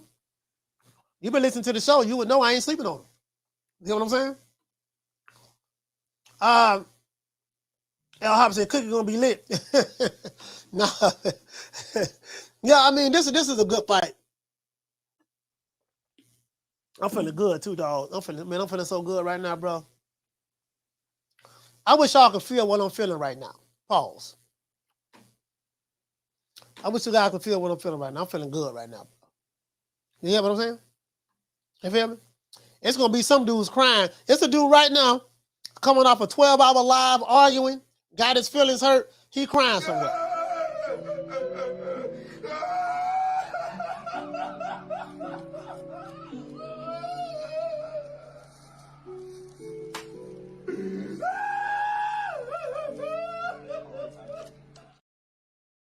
Damn. Make a nigga cry like that. You know what I mean? Like, but God damn, dog. Like, a girl left me. She left me, dog. I need her. A girl left me, dog. She didn't have to do me like that. She was all I had. I don't know what I'm gonna do. Hey, but dude come to you crying like that because the girl left him and they want you to intervene. Hey, look, Alycia. I don't know what you did to this nigga, but he came here crying, snot coming out of his nose, one of the boys. Look, you need to try to make up with this dude. Well, I ain't no telling what he gonna do. Ain't no telling what he gonna do now. So what I just need you to. You get what I'm saying? Dude like that, boy, he may come back with that fire. You get what I'm saying? So, shout out to Fulton. He said, why would he be running if he's got the frame to grapple inside the phone booth and neutralize the pace of Inoue? Well, we're going to find out. What you mean, why would it be worrying?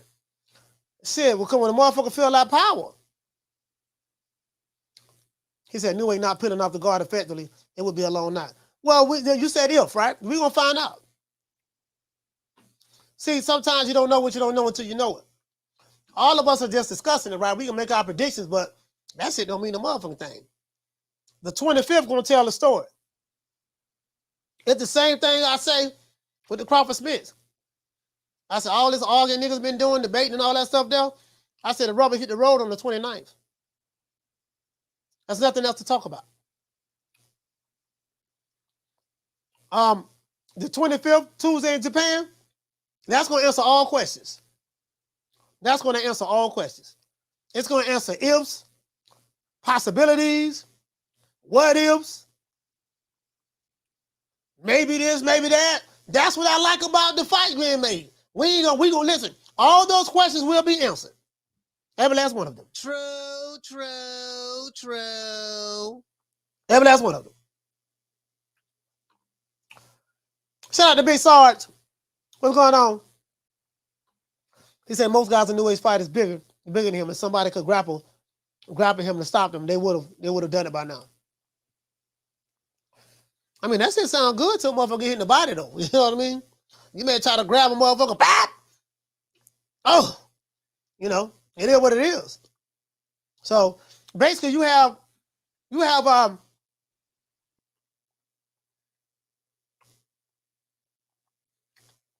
I'm thinking, right? I want to know how, because Cool Boy said he gonna take Inoue to school. Cool Boy, in my opinion, he's gonna have to fight a perfect fight. And he's in Japan. He needs to know who the judges are. He needs to know who the judges are, right? That's so he'll know how he need to fight this fight. And again, the reason why I say that is because we had Timothy Bradley on here, and Tim did say that, you know, every fighter should always be aware of what the judges are looking for.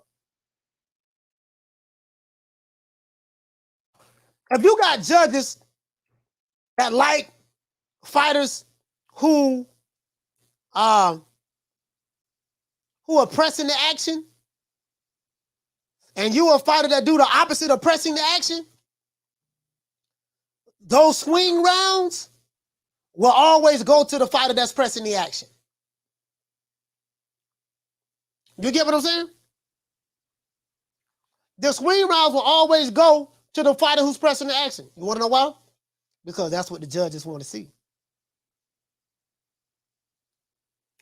When you're a fighter like a Tank Davis or a Terrence Crawford, who else? A Baturiev, you're not worried about the judges. Because you take I remember when this was. Hold on, let me get the super chat out of the way.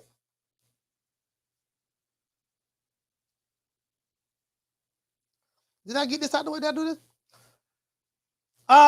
Shout out to Christopher. Hey, okay. For dropping that quarter of a bam dub on your boy. Hey, Leroy. Super chat received. Playtime's over, boy. Chris says slick power puncher who gets to the body will beat a slick boxer. Okay, for sure. Shout out to Jonathan. Hey, okay. For dropping that quarter of a bam dub on your boy. Hey, Leroy. Super chat received. Playtime's over, boy. What does say, fam? He say Spears fans will disappear July 29th. They the ones saying you better be back here July 29th. He say if you say Crawford is winning, they won't show up. I said we going live for the fight. So down from the bar, there's a platform stage. People pimping, sharp as razor blades.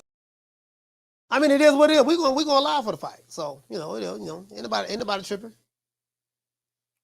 Ain't nobody tripping. You get what I'm saying? So, but yeah, man, I just sit back and I'm looking at this, man, like Cool Boy wanted to smoke. Just think about this. Inoue The Monster became undisputed. I think he's been the 9th man in the 12 and the 4-belt era to become undisputed. 9th or 10th. Let me see. Bernard Hopkins was the first one, 2004. Jermaine Taylor was the second one, 2005. He beat B-Hop. 12 years later, Terrence Crawford became the 3rd guy in the 4-belt era, become undisputed. A year later, a new Alexander Usyk, 2019, became cruiserweight undisputed. 2021, Josh Taylor became junior welterweight undisputed since he was the second one to do it since Crawford did it in 2018. Later on that year, Canelo became undisputed, beating Caleb Plant. That's 6.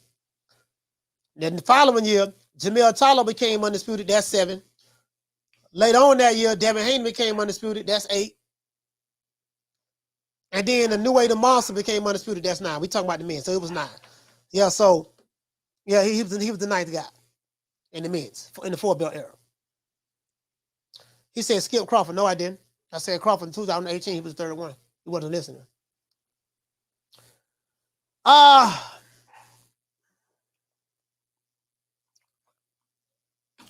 What did you say, DeMar? You said Inoue The Monster. Said Inoue versus Fulton was arguably the easiest big fight to make in years.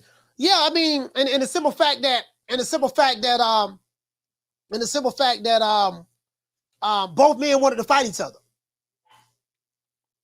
And the simple fact that he said, was Josh Taylor on our list? Yeah, I got Josh Taylor. Josh Taylor was on the list. I said Josh Taylor.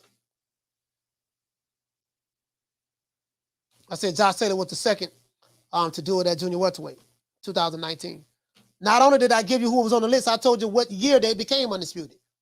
I said 9, all 9 of them.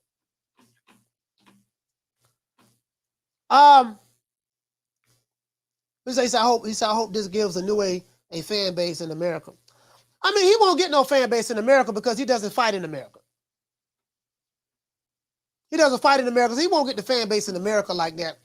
But Inoue is huge in Japan. Inoue The Monster is huge in Japan.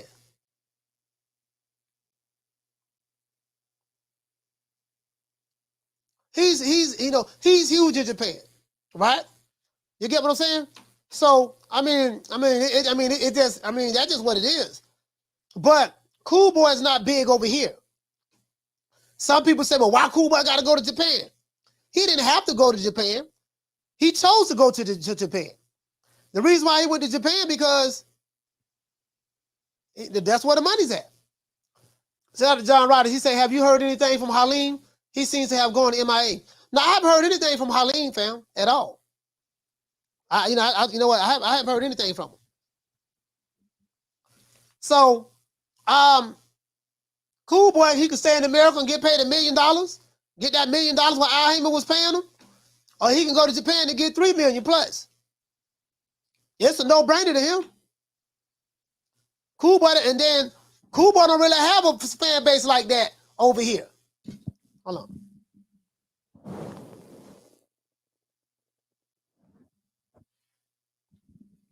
You don't really have a fan base like that over here, outside of Philly. Outside of Philly, you don't have a fan base like that over here. These same dudes from Blackistan, they don't support Cool Boy like that. They may like to use his name for talking points. You know what I mean? Fossey said, Coach, remember, I will be here for you to help wipe away your tears after Bud beat down.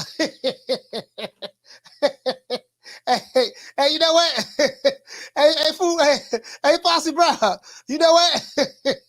Listen, it ain't the only tears that I see, my good sister, that would be falling would be not from the Aerospace fans, but from the aerosexuals. The aerosexuals will be crying me a river on July 29th, that night.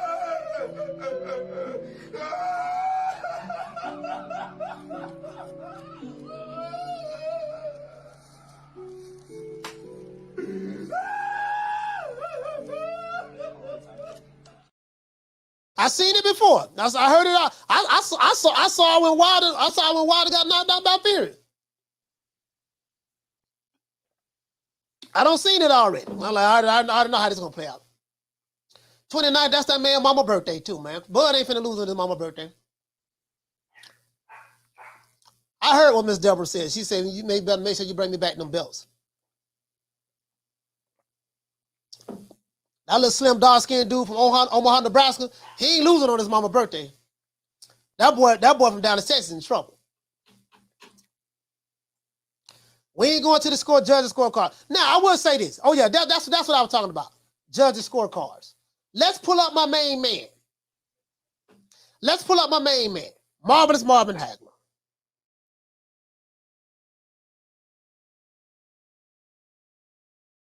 Hold on.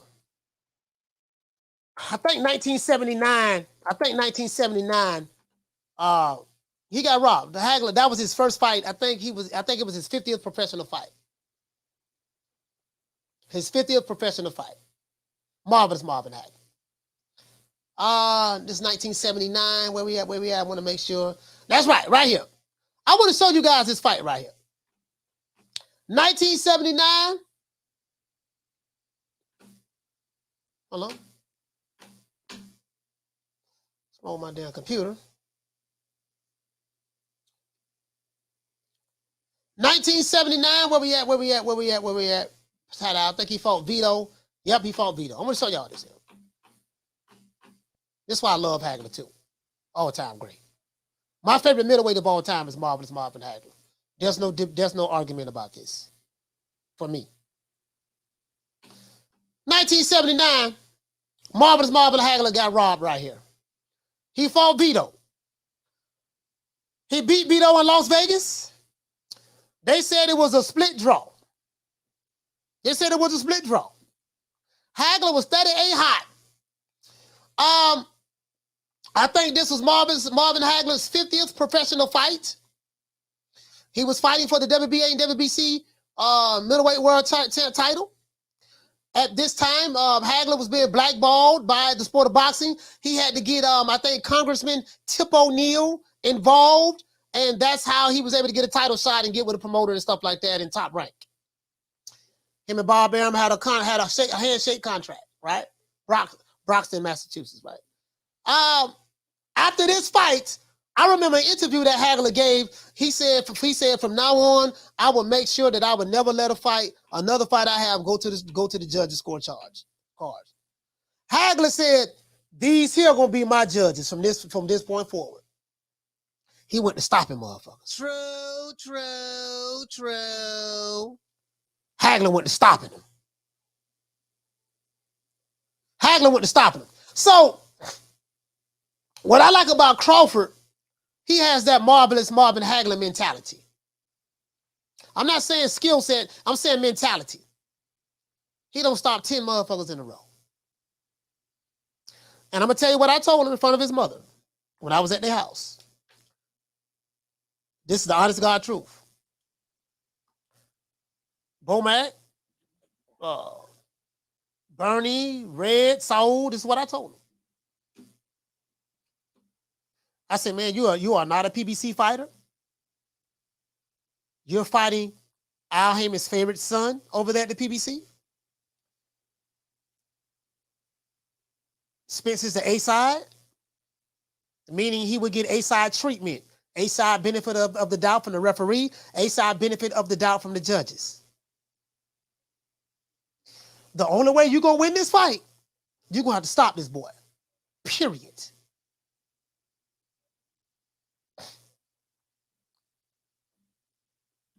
And then I found out, okay, it's his mother's birthday.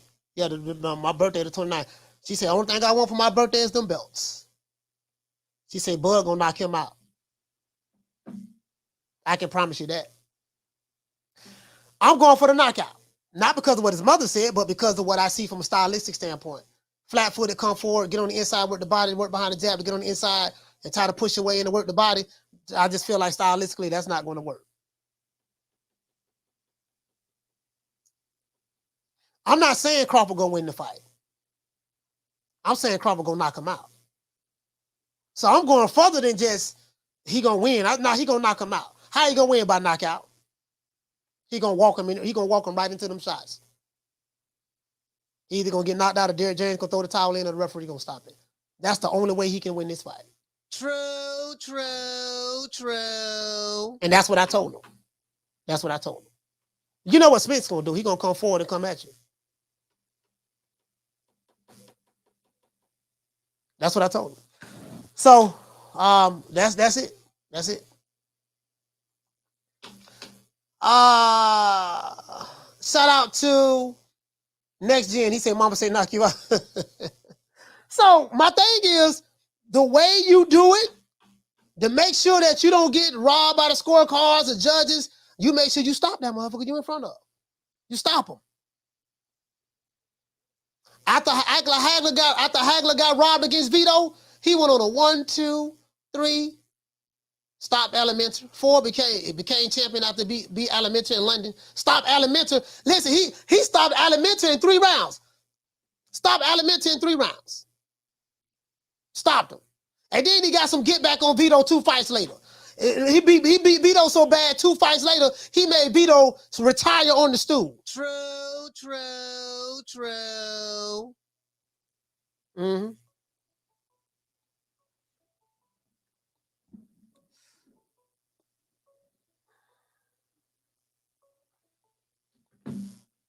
Call what's your name? You calling from?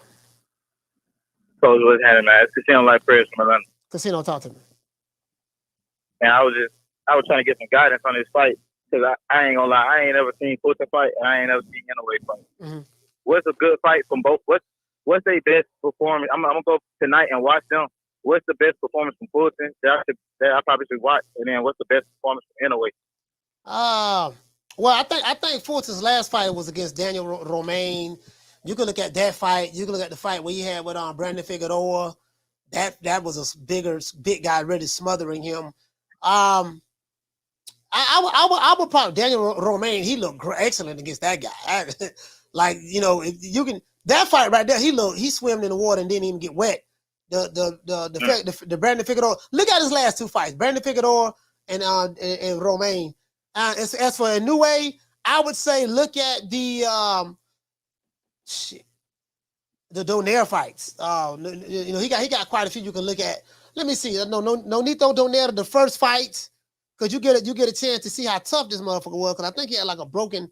I think his eye socket was broken. It's not his eye socket, but the orbital bone was broken or something of that sort. You know what I mean? So Inoue. Yeah. So he fought. You can look at the fight. He fought one of the Maloney brothers. He fought one of those guys. You can look at those fights. So some people, the guys over here who don't know nothing about him say he a hype job. He ain't fought nobody, but they only know about the same 5 fighters, and they don't really know much about them. So, yeah.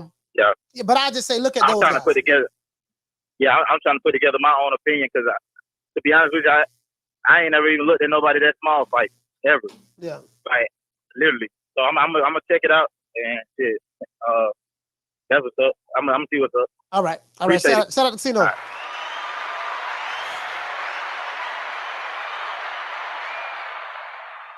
So South Central said Inoue best win was against a 40-year-old Donaire. Well, guess what? You're gonna find out what he can do against Cool Boy Steph. True.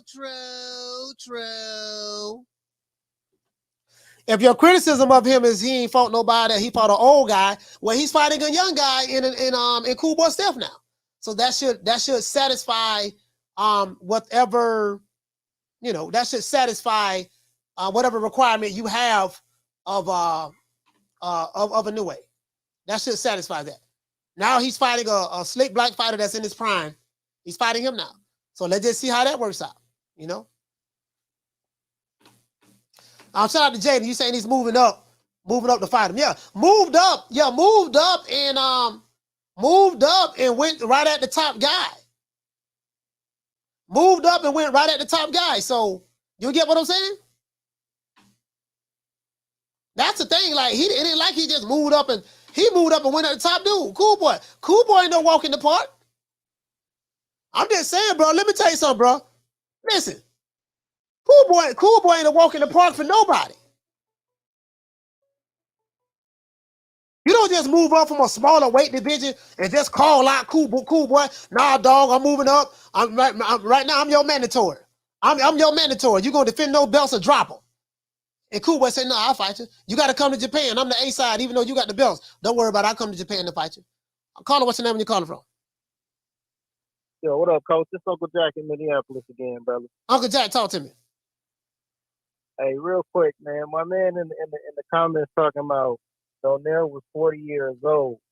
I mean, listen, the age of the fighter don't matter if the product in the ring is a great fucking fight. At the end of the day, man, let's put some respect on Donaire. Let's put some respect on Inoue. Let's put some respect on Fulton. At the end of the day, the product in the ring is what matters. You get a great fight in the ring, I don't give a damn if niggas is 80 years old. Y'all just seen what happened to Big Rolo when Paw put them hands and foot on him. I don't want to hear nothing about age at all. You know what I'm saying? At the end of the day, the best fight from Naoya Inoue in order are going to be Juan Carlos Payano, which was the knockout of the year in 2018 or 2019. Oh, I forgot all about that fight. Body bag. I forgot all about that fight, bro. Yeah. Go ahead. Body bag. Yeah. The second Donaire fight, body bag. And then Emmanuel Rodriguez disrespected his pop, and that was another body bag. Yeah, I forgot about that fight too. Yeah, I forgot about that fight too. Yeah, you're right. You're right. What about the first fight between him and Donito? That first fight. Oh, brother, that first fight was a fucking movie. That was a movie right there. Yeah, that was a movie. Yeah. Like that was Hall of Fame performance from Nonito Donaire and Inoue. When did it become the trend for boxing fans to criticize fighters for being in great fights?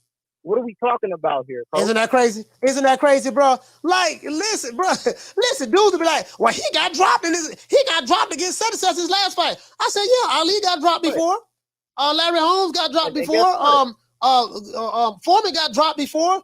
You know, like fighters get dropped. And then get up. Tito Trinidad get dropped all the time. Go ahead. Absolutely. And guess what? The niggas get up and then whoop some ass. You know what I'm saying? Like we gotta stop that shit, Coach. But that's all I got to say, brother. I'm out of here. Peace. All right, man. Salute. Shout out to Uncle Jack, man. Minneapolis. Yeah, I'm just saying, like that's what makes you love a fighter. When you see a fighter go through adversity and turn around and win the fight. It's a different boxing fan. The people who watch boxing today online, it's a different group of boxing fans today. This how you know they just started watching boxing in the Money Mayweather days. When Floyd was Money Mayweather, that's when they started watching boxing. As a matter of fact, let's pull up Floyd. Because I want to prove a point.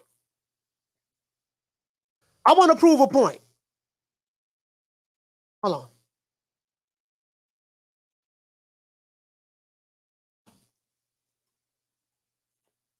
I'm fixing to show y'all something. A lot of these guys who are online, they are Floyd Mayweather holdovers. Y'all know Floyd, one of my favorite fighters. But they started watching boxing, the guys that's on YouTube now. This is when Floyd became Money Mayweather, after Oscar De La Hoya. Oscar passed over the pay-per-view torch to Floyd. A lot of these guys started watching boxing, watching boxing when Floyd fought. Shane Mosley, Canelo. These young guys, they started watching Floyd at Canelo.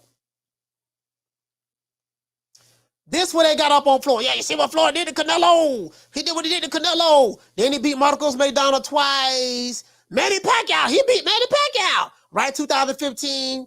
Andre Berto, Conor McGregor. So they kind of got up on Floyd. See, they don't know nothing about Pretty Boy Floyd. I can't even give them the benefit of the doubt and say the guys who are online right now, these young guys, they was around in boxing in 2007. I can't even give them credit for 2007 when Floyd fought doggone Oscar De La Hoya. I can't even give them that. They came on the internet when Floyd fought Canelo.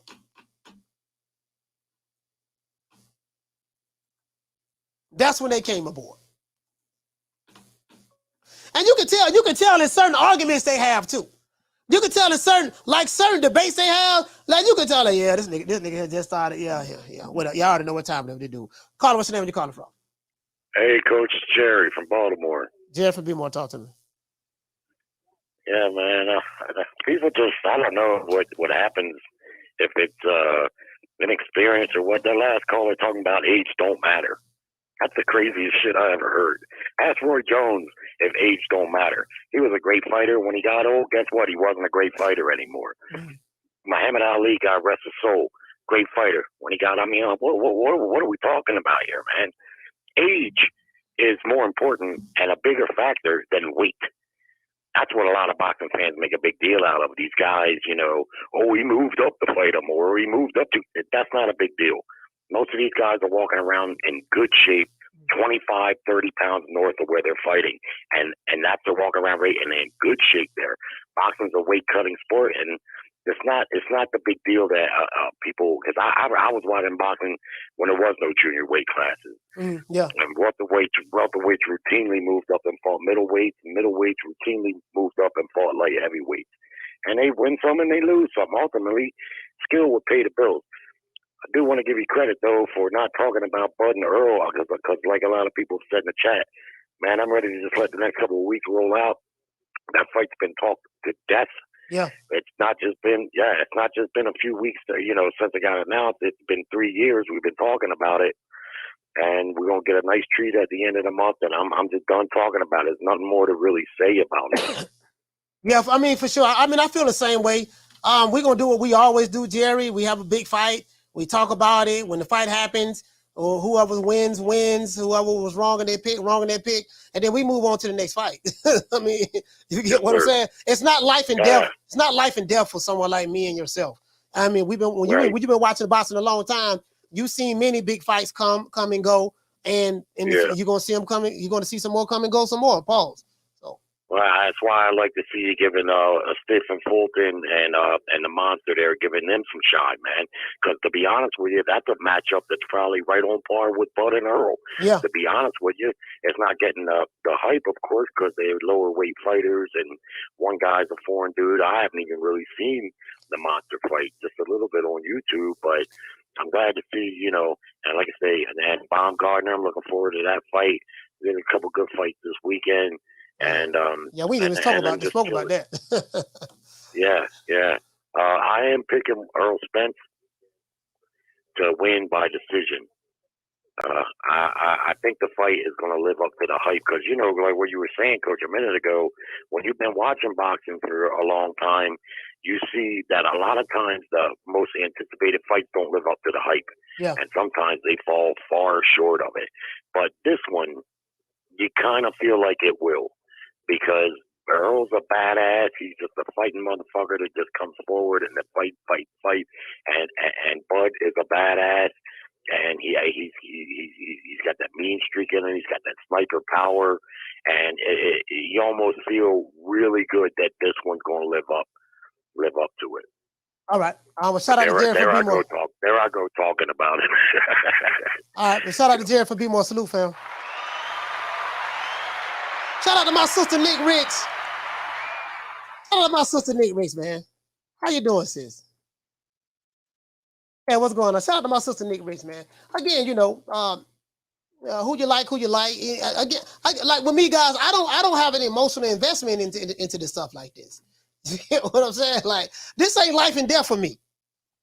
Some like, you'll hear some people like, bro, like, you do know we got some other fights coming up, man. This really ain't life and death. I mean, may the best man win at the end of the day, but I like who I like. I got Crawford by knockout. I'm sticking to that. You know what I mean? I've been saying that forever, for years, since I've been on YouTube. So that's just how I see it. That's my subjective opinion. It's not up for debate. You may feel that, hey, Spence gonna knock Crawford out. You have a right to feel that way. Guess what? We're gonna find out July 29th. Who's right and who's wrong. That's, the fight settles all debates. Now, Alycia Baumgardner is fighting this weekend. I always got to refer back to my main man, Jules. Ring IQ is the only guy I know that dude know a lot about just everything in boxing. Caller, what's your name? Where you calling from? Yo, Coach, it's Rick from Toronto again. Rick, 3 last time I saw, times. don't worry. All right, go ahead. Yeah, I gotta say, you brought up Floyd Mayweather, man, and from the past couple of shows ago, that fucking video, man, that you have when Anthony Joshua said and the Tenderonis come, backing it up to AJ, man, and Floyd just standing there. That's even a funnier video than after my God, you're number one. That's a funnier video, man. I gotta say, it's fucking hilarious.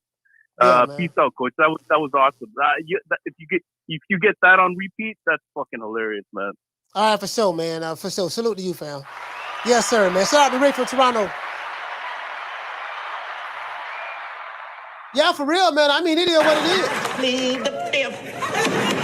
Plead the fifth. 5, 1, 2, 3, 4, 5. Anything you say, 5. Go ahead, ask me a question. Did you? Yeah, man. Yeah, man. It is what it is. So, I mean, again, these fights going down, man. I can't. I personally, the way I feel about it is this.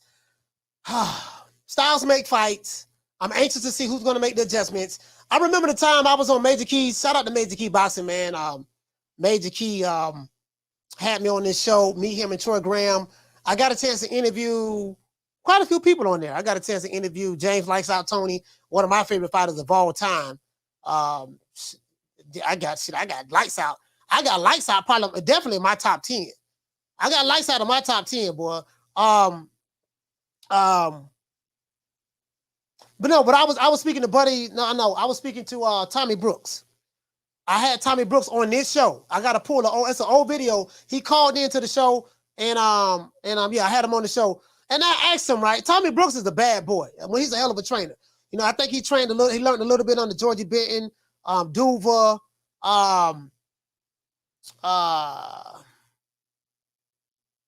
no, not Benton. Yeah, Benton, Duva, Futch. It was Eddie Futch.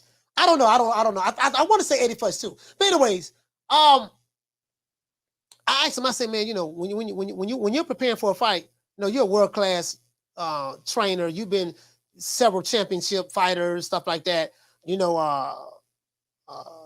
Trained some of the best. Pernell Whitaker. He was in there with Sweet Pea, stuff like that. How many plans do you normally have? Do you have a plan A, B, C, and D? So if plan A don't work, y'all go to plan B. If plan B don't work, you go to plan C. If C don't work, go to D. You know what Tommy Brooks told me? He said something very interesting. He said, no. He said, when I'm training a fighter, we only have 2 plans. Plan A and plan B. Shout out to my sister, Bless 365. What's going on, sis? He said, we only have 2 plans, plan A and plan B. He said, plan A don't work, we go to plan B. And plan B don't work, we go back to plan A and try to tweak it. I said, why is that? He said the worst thing you can do is have a confused fighter in the ring. True.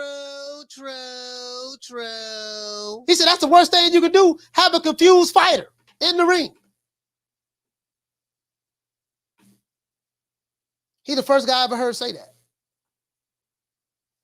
Yeah, you got to have a plan A and a plan B, and then a plan B and a plan C, and then a plan C and a plan D. Brooks said, no, he said that's the worst thing you can do. Now you got, now, think about it. Just suppose you had a fighter like an Anthony Joshua. Just suppose if you had a fighter like an Anthony Joshua. When Anthony Joshua boxes now, it's like he's in the ring thinking, trying to figure things out. Look at Joshua before he lost to Andy Ruiz, and look at Joshua. Should I see what she said? She said, Bless say, Malachi, I heard you say, car ain't got no roof. Car ain't got no roof in a while. Yeah, I've been chilling out. True. But just suppose, if you have a fighter like Joshua, and he's in there thinking, okay, I don't want to make a mistake. This is what we worked on in the gym. This is what we worked on. Okay, I shoot the jab this way. All right, okay, yeah, all right. That I missed him that time. Now I gotta. It's okay, damn dog. You, like for real? Like you want a fighter to be so free in his mind that he does things in instinctual, just off instincts. Those instinctual fighters are Pernell Whitaker. Salvador Sanchez was an instinctual fighter. I love my favorite Mexican fighter of all time, Salvador Sanchez. Roy Jones, an instinctual fighter, did a whole lot of stuff he shouldn't do in the ring. Leaping left hooks, all that stuff there. Roy did stuff, leaving his chin in the air. Roy do stuff that you don't teach no fighter to do, but he was athletic enough to get away with it up until he got knocked out.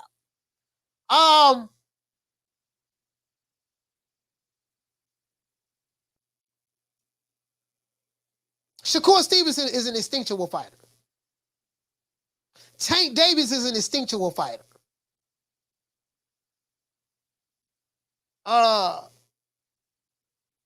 Lomachenko, I would say he's an instinctual fighter. Gary Russell Jr. I love Gary Russell. Gary Russell has some really, really good footwork.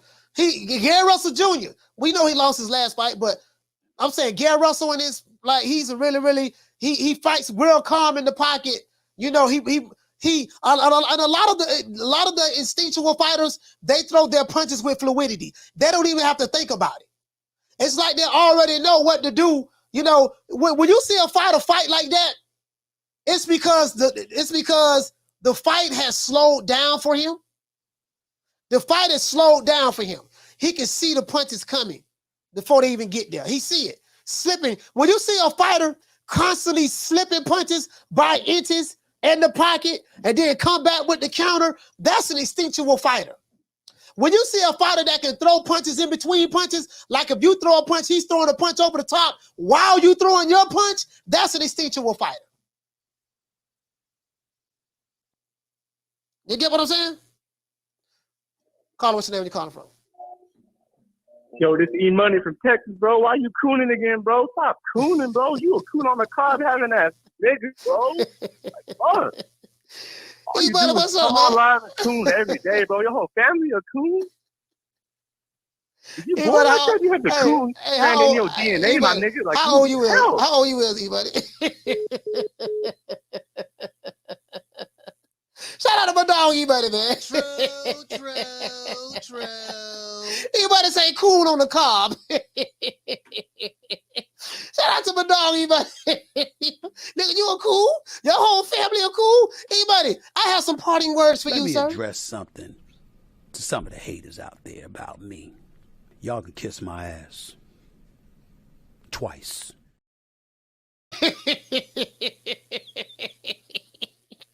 E-Money, I have a strong feeling that on July 29th, this gonna be you in your mama house.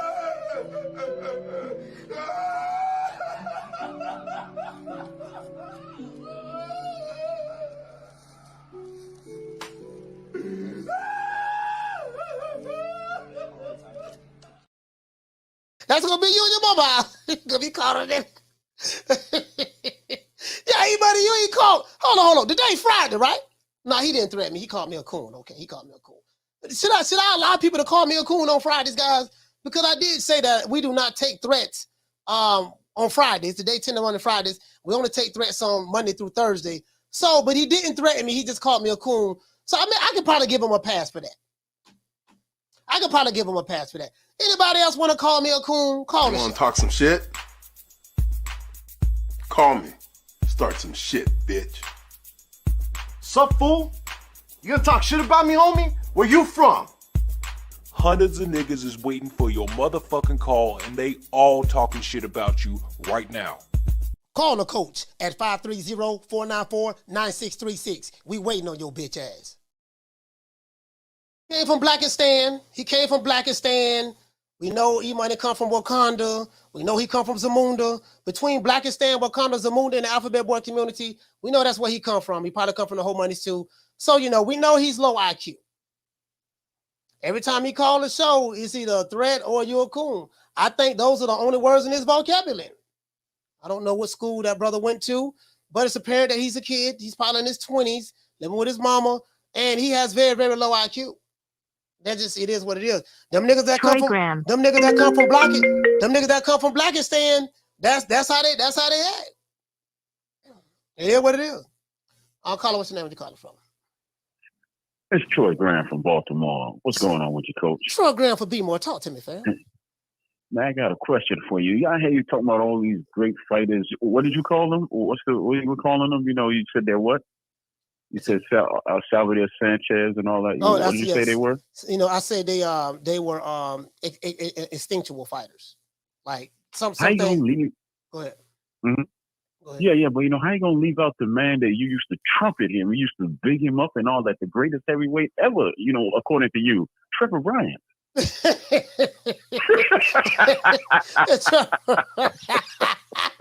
Trevor Bryant trash. he trash now. Yeah, man, you know that, but man. Man, you know I was just trolling. You know that man trash. Trevor Bryant straight garbage. What I tell you, Coach, hey. I don't care if he's Jamaican or not. I ain't gonna root for no man, no grown ass man that's wearing no, you know, what are them jeans that he was wearing? You know, no, them slacks. You know, he had them. Yeah, you know, he had them skinny slacks. I ain't gonna root for no man wearing those skinny slacks, Coach. I can't do it, man. This ain't the 70s. He told some, what's up, y'all? This the champ, Trevor Bryant. This the champ, and he had the WBA regular heavyweight title. He had the Reggie belt. Yeah, this the champ right here. You know what time it is? I'm like, damn, Wilder got beat by Fury twice. So we ain't got nobody in the heavyweight division from America that have a belt. The only one we had was Trevor Bryant. Thank God Dubois came over here and disposed of him. Well, even though I was pulling for Trevor Bryant, I was hoping Trevor Bryant beat him. You know what I mean? So now we butt naked. Pause. We ain't got no belts in the heavyweight division from America. No champions. I was just happy that he wasn't waving the flag of Jamaica because you know he's kind of Jamaican. So I was just happy. That's what just happened. But it's Friday, man. I want to message you, but tune in later on. I'll check your messages, man. I sent you something. So yeah, go ahead. And you know, you have an invite for what's gonna happen tonight at 9:30. All right. All right, I'll take it. All right, salute. Shout out to Trevor, be more. All right, brother. Yeah, Trevor Bryant was straight trash. That nigga was to the motherfucker. Yeah, dog, y'all got some slick black fighters over there. See, what we got to tell Dr. Umar is just because you're black don't mean that you slick and you gonna get in there and win because of your melanin. It doesn't work that way in comeback sports. You get what I'm saying? But anyways, shout out to the nigga, what the nigga name? Whole Money. Hey, why the broke niggas always name be E-Money? This E-Money from Texas. Who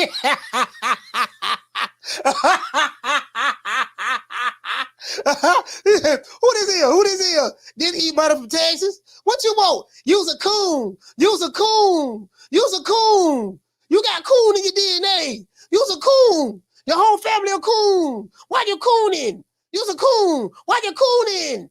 I'm E-Money from Texas. Dude, you literally sound like you ain't got no money. True. You know what? I'm gonna do? I'm gonna go to Texas and I'm gonna run for governor of the state. And once I get elected as a fellow Texite, you know what I'm gonna do? The first law I'm gonna pass is this: any broke nigga name himself Money is going to jail. True. I'm gonna pass a law. Nobody that's broke, last name, nickname should have money in it. If you a broke nigga smoking on a Nick sack of Reggie and living at your baby mama house, living in between your baby mama and your mama house, and you drinking up all the kids' juicy juices, drinking up all the milk, drinking all the Capri Suns, eating all of the chips, the variety pack chips. If you doing all that, leaving dirty dishes in the sink, listen, bro. If you fit that description, you are not allowed to have money in nowhere in your name. True. I got a broke nigga from Texas named E-Money calling me, threatening me, calling me coon. I got another nigga named a broke nigga from Brooklyn. That's what he say from Brooklyn. Named Money B, call me, threaten me, calling me a coon. I'm like, all these monies calling me with coon and threatening and all that stuff there. And guess what? Ain't even one of them got no money. True. You at least got to have some money. And if you're gonna call yourself anything money, like what's my main name? Like G Money from New Jack City. G Money from New Jack City had some money. G Money from New Jack City had some money. How you gonna call yourself Money in 2023 and you literally living with your mama? True. Bro, I'm talking about Section 8. The rent, $8 a month. The rent is $8 a month. $8 a month, and you behind in that. You late on that. Caller, what's your name when you calling from? Gabriel calling from Texas. Gabriel calling from Texas. So, I got a question for you real quick.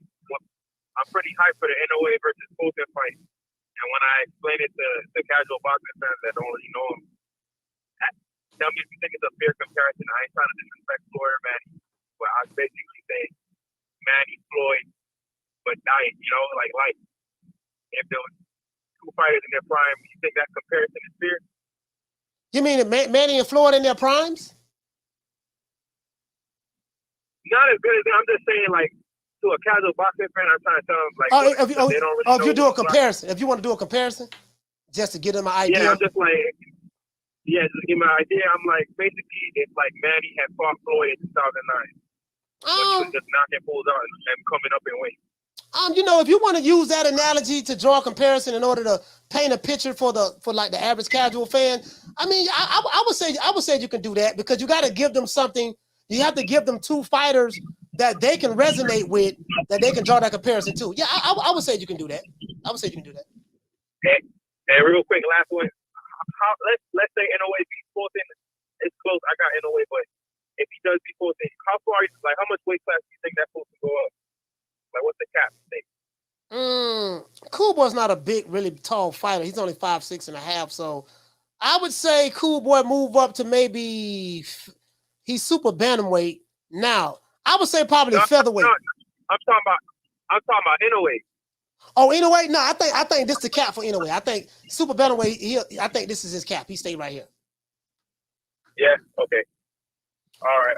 Fair enough. All right. Salute. Shout out to Gabriel from Texas. Yeah, I think Inoue will stay at super bantamweight. I think he'll stay at super bantam, and I think that's it.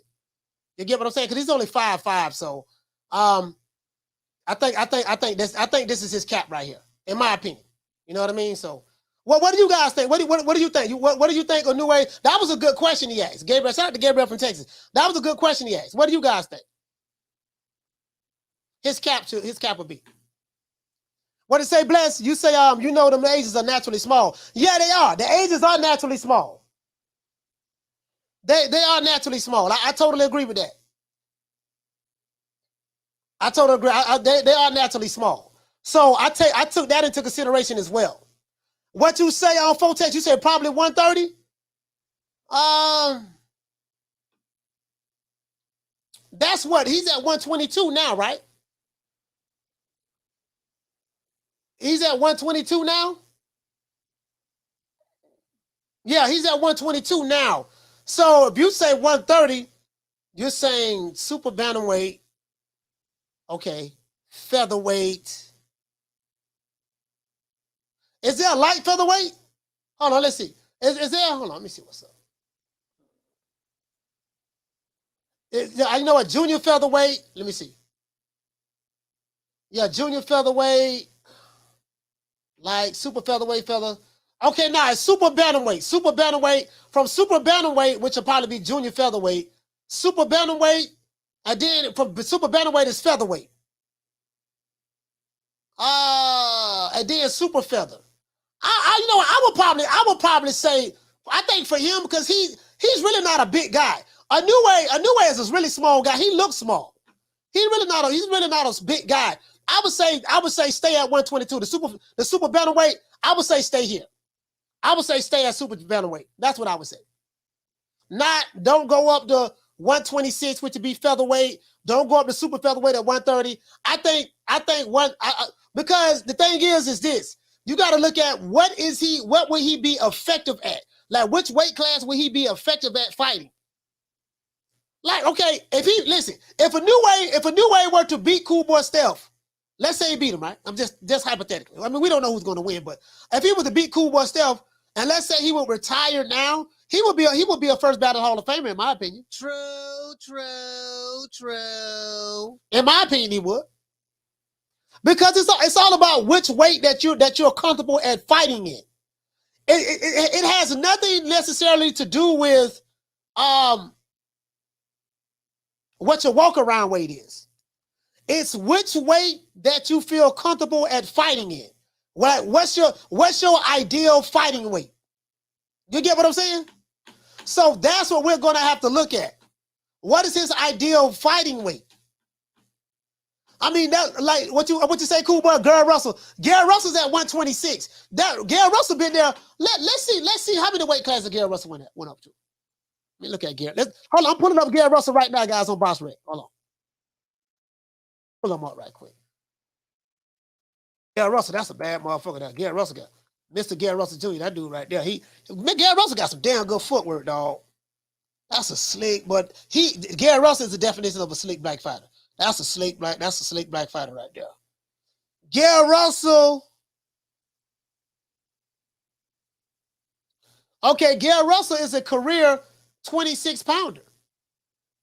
Yeah. Gary Russell is a career 26-pounder. He fought at 129 one time, but he fought at 128 one time. I guess like catch weights or whatever. But he's, for the most part, he's a career 26-pounder. So there's a reason why Gary Russell never went up. You get what I'm saying? I'm looking at Gary Russell box rate right here. He's a career 26-pounder.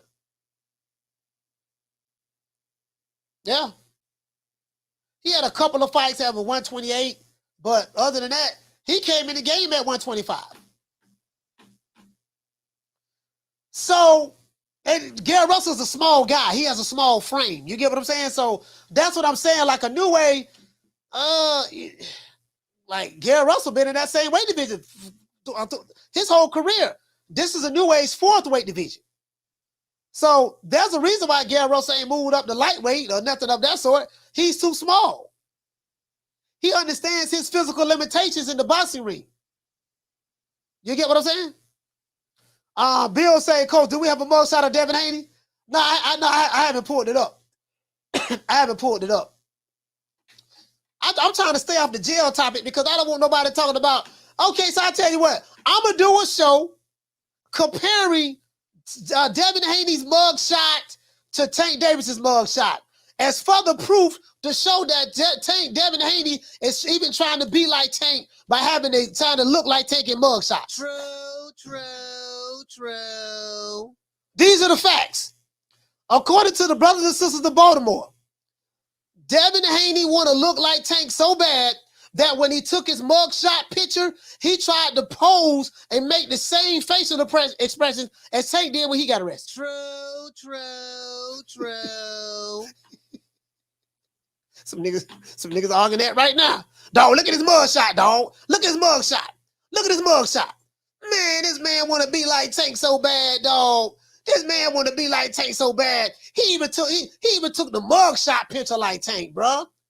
He even took, as soon as he heard Tank getting out of jail today, he catch a case the day before. True. 2 days before Tank get out of jail, he want to catch a fresh pistol charge to try to get some street cred. That ain't no coincidence. That's what they said. They said Devin Haney. Some niggas saying that. There's some dudes saying that right now. Caller, what's the name? Where you calling from? What's up? It's your inevitable. D-Block, D-Town, D-City, D-Ville, Baltimore. D-Block, talk to me, fam. You the last call. Damn right. Did I call it the right goddamn town, Coach? I call it the right goddamn town. Yes, sir. Yes, you did. Shit. That phrase will always be with me, Coach, no matter what. Until I die, Coach, I will always remember Daniel Jacobs pumping out Charlo for the rest of my life. And his homeboy, he had the hype man. He had the hype man back there. Dan Jacobs said, well, looks like I came at the right time. He said, that's right. You came at the right goddamn time. Look, light-skinned dude back there talking. You came at the right goddamn time. He doing all this talking in the back, high behind 2 other dudes. You know what I mean? Like, man, you don't sit your high yellow ass down somewhere. Oh, man. So that's when he became a pussycat. I ain't gonna lie, man. All right, man, let me get off that subject. But at the end of the day, like, hold on. We're here, Coach. I mean, let's keep it real, man. I mean, we talking about Devin Haney's photography. I mean, we're waiting for that. We're waiting for that picture to come out. Now, you know my boy gonna look fly. He's gonna smile. He gonna have his jewels. He gonna have his earrings. I mean, my boy gonna look flashy compared to Tank Davis. Because when you look at Tank Davis's picture, that mugshot, he look like, what am I doing here? You know what I mean? Like, oh shit, I thought Al Haney was gonna get me out of this shit. So Devin Haney is gonna use this, and he's gonna put a replica of that picture of him smiling and make it into a T-shirt, and he's gonna sell his shirts like Errol Spencer selling his shirts. What you got to say with that? Hey man, look at the Tank. But listen, man, this is a picture of Tank. It look kind of blurry because it's a small picture. But I got a picture of Tank right here, stepping out the county jail, looking like a cholo. He looking like a cholo right now. I got a picture of Tank right here, guys, looking like a cholo, loped out. Look like he loped out from East LA. He got the clean white beat on. It look like he got some jail pants on and some jeans on, and he have the all white Reeboks, all white on white. He got cocaine white Reeboks and the cocaine white tee. He got an afro and a goatee. This what you see with Tank, man. A real so G. He looking fly. Is that what you're saying? Tank Davis is a real G from Baltimore. But remember that. Okay. I'm gonna let you know something, because the eye, maybe my eyes are deceiving, because everybody could say they could see something, but at the end of the day, everybody else gonna see something different. Now, you know who I am, Coach. I'm D-Block, baby. I come with nothing but hate for Mr. Bobblehead. Now, what I'm looking at that, Coach, while you giving me all this shining and he looking flossy, he looking good, I see a drag queen. I see a drag queen in jail, running around with stilettos, with his rubber duckies. I see a man that got a plan to be around all them men at Baltimore. I am ashamed of y'all. I am ashamed that your 4'11" little midget is in jail. And throwing money all around, saying, I need my attention. He got all his men down there. I mean, that's what I see, Coach. Now, I gotta say, is it gonna be a good weekend with boxing, Coach, this weekend? Oh yeah, absolutely. Well, you know what? I'm glad you mentioned that, D-Block. I'm glad you mentioned that. Alycia Baumgardner fights this weekend. She has a fight. Let me show you the schedule right here. This is the schedule, guys. I'm glad D-Block brought that up because I meant to talk about that. We have Alycia Baumgardner defending her undisputed titles against the only woman that's beat her since she's been a pro, against Christina Leonarda. She's fighting her. Josh Kelly fights Gabriel Corzo on DAZN. That's in Newcastle. That's in the UK. And then we have Frank Martin fighting the Tomato Can. He fights somebody named Artem Hartyanyan. This guy Artem Hartyanyan. He's from Germany. So he's fighting a Eurobomb. We got to keep that same energy. They be saying these other dudes be Eurobomb, but this is who Frank Martin fight. So let me show you guys what he look like. Wait, is his picture gonna come up? Oh no, never mind. I got it right. His name is the original. This is him right here, guys. This is who Frank Martin is fighting. Just want to throw that up there. Just in case anyone is interested and want Coach to throw a fight party for this. He's fighting. This is who he's fighting. Jesus Christ. He's from Germany. He's from Germany, guys. He's 12-0 with 7 knockouts. This is who Frank Martin is fighting this weekend. So, I guess there's an exciting weekend of boxing. I guess it's something to be excited about, You gonna have a show tomorrow, Coach? Man, I don't know, man. I mean, you know what? I may go live tomorrow night and try to spice it up. I may go live tomorrow night, man. Just I got. Fuck it. I got one more thing to say before I hang up, Coach. I don't think nobody's gonna show up. I got one more thing. I'm gonna let you go. I got one more thing. Next week, hopefully, Coach, you bring up the subject, because I've heard in the rumors, Coach, that Edgar Berlanga is going to fight Jaime Munguia. They're negotiating already, Coach. So hopefully next week you can look into that to see what's up. I got to say, Baltimore, respect, baby. But, you got to get out of this. You got to get out of this Tank Davis infatuation. D-Block, D-Town, D-City, D-Ville. Baltimore, stand up. Yeah. I heard about that. Remember I told you guys. What I told you guys. I said, bro, Puerto Rico versus Mexico. Jaime Munguia, and Edgar Berlanga. Mexico versus Puerto Rico. And we build it up like that. This is another Mexican versus Puerto Rico rivalry. This goes down the line of the great Mexican and Puerto Rican battles of the past. You get what I'm saying? You gotta throw all of that. You gotta throw all of that in there. You gotta throw all of that in there. You get what I'm saying? You gotta throw. Let's give everybody a round of applause. Yeah, you gotta throw all of that in there. Hold on, we got one more call. I'm gonna accept one more call. Hold on. Caller, what's your name? Where you calling from? Unknown. Hold on, guys. Caller, what's your name? Where you calling from? What's up, Coach? Man, salute. It's Cassidy. All right, Cassidy from London. Talk to me. What's up, man? Yeah. I wanted to get your obviously you're speaking on it already, and you get me Inoue Fulton. You know what I'm saying? We've got a couple other fights coming up, and I wanted to let you know that Tank is out of jail now.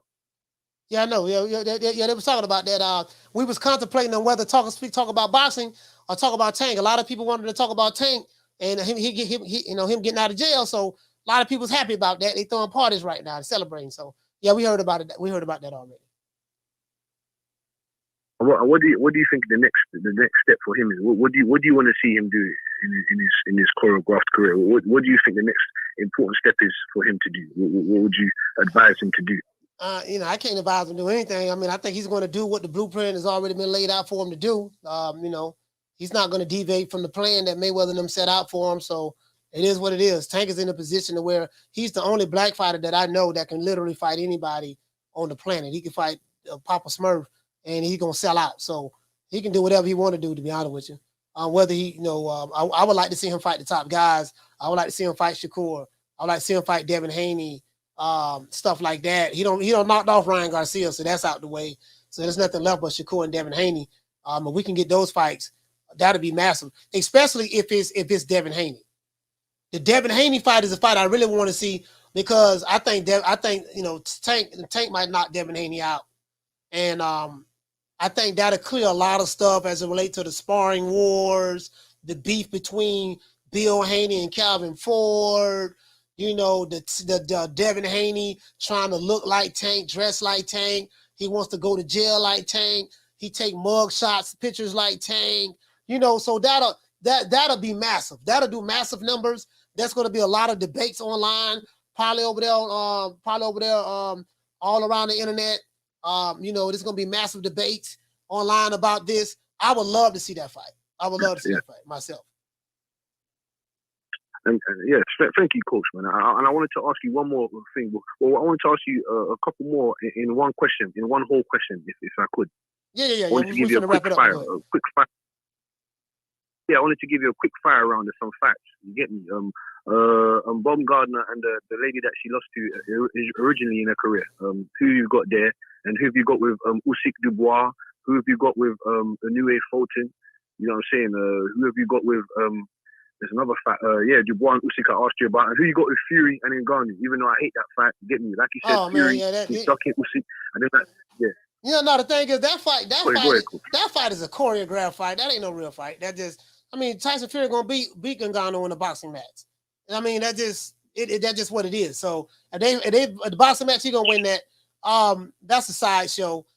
I have Alycia Baumgardner.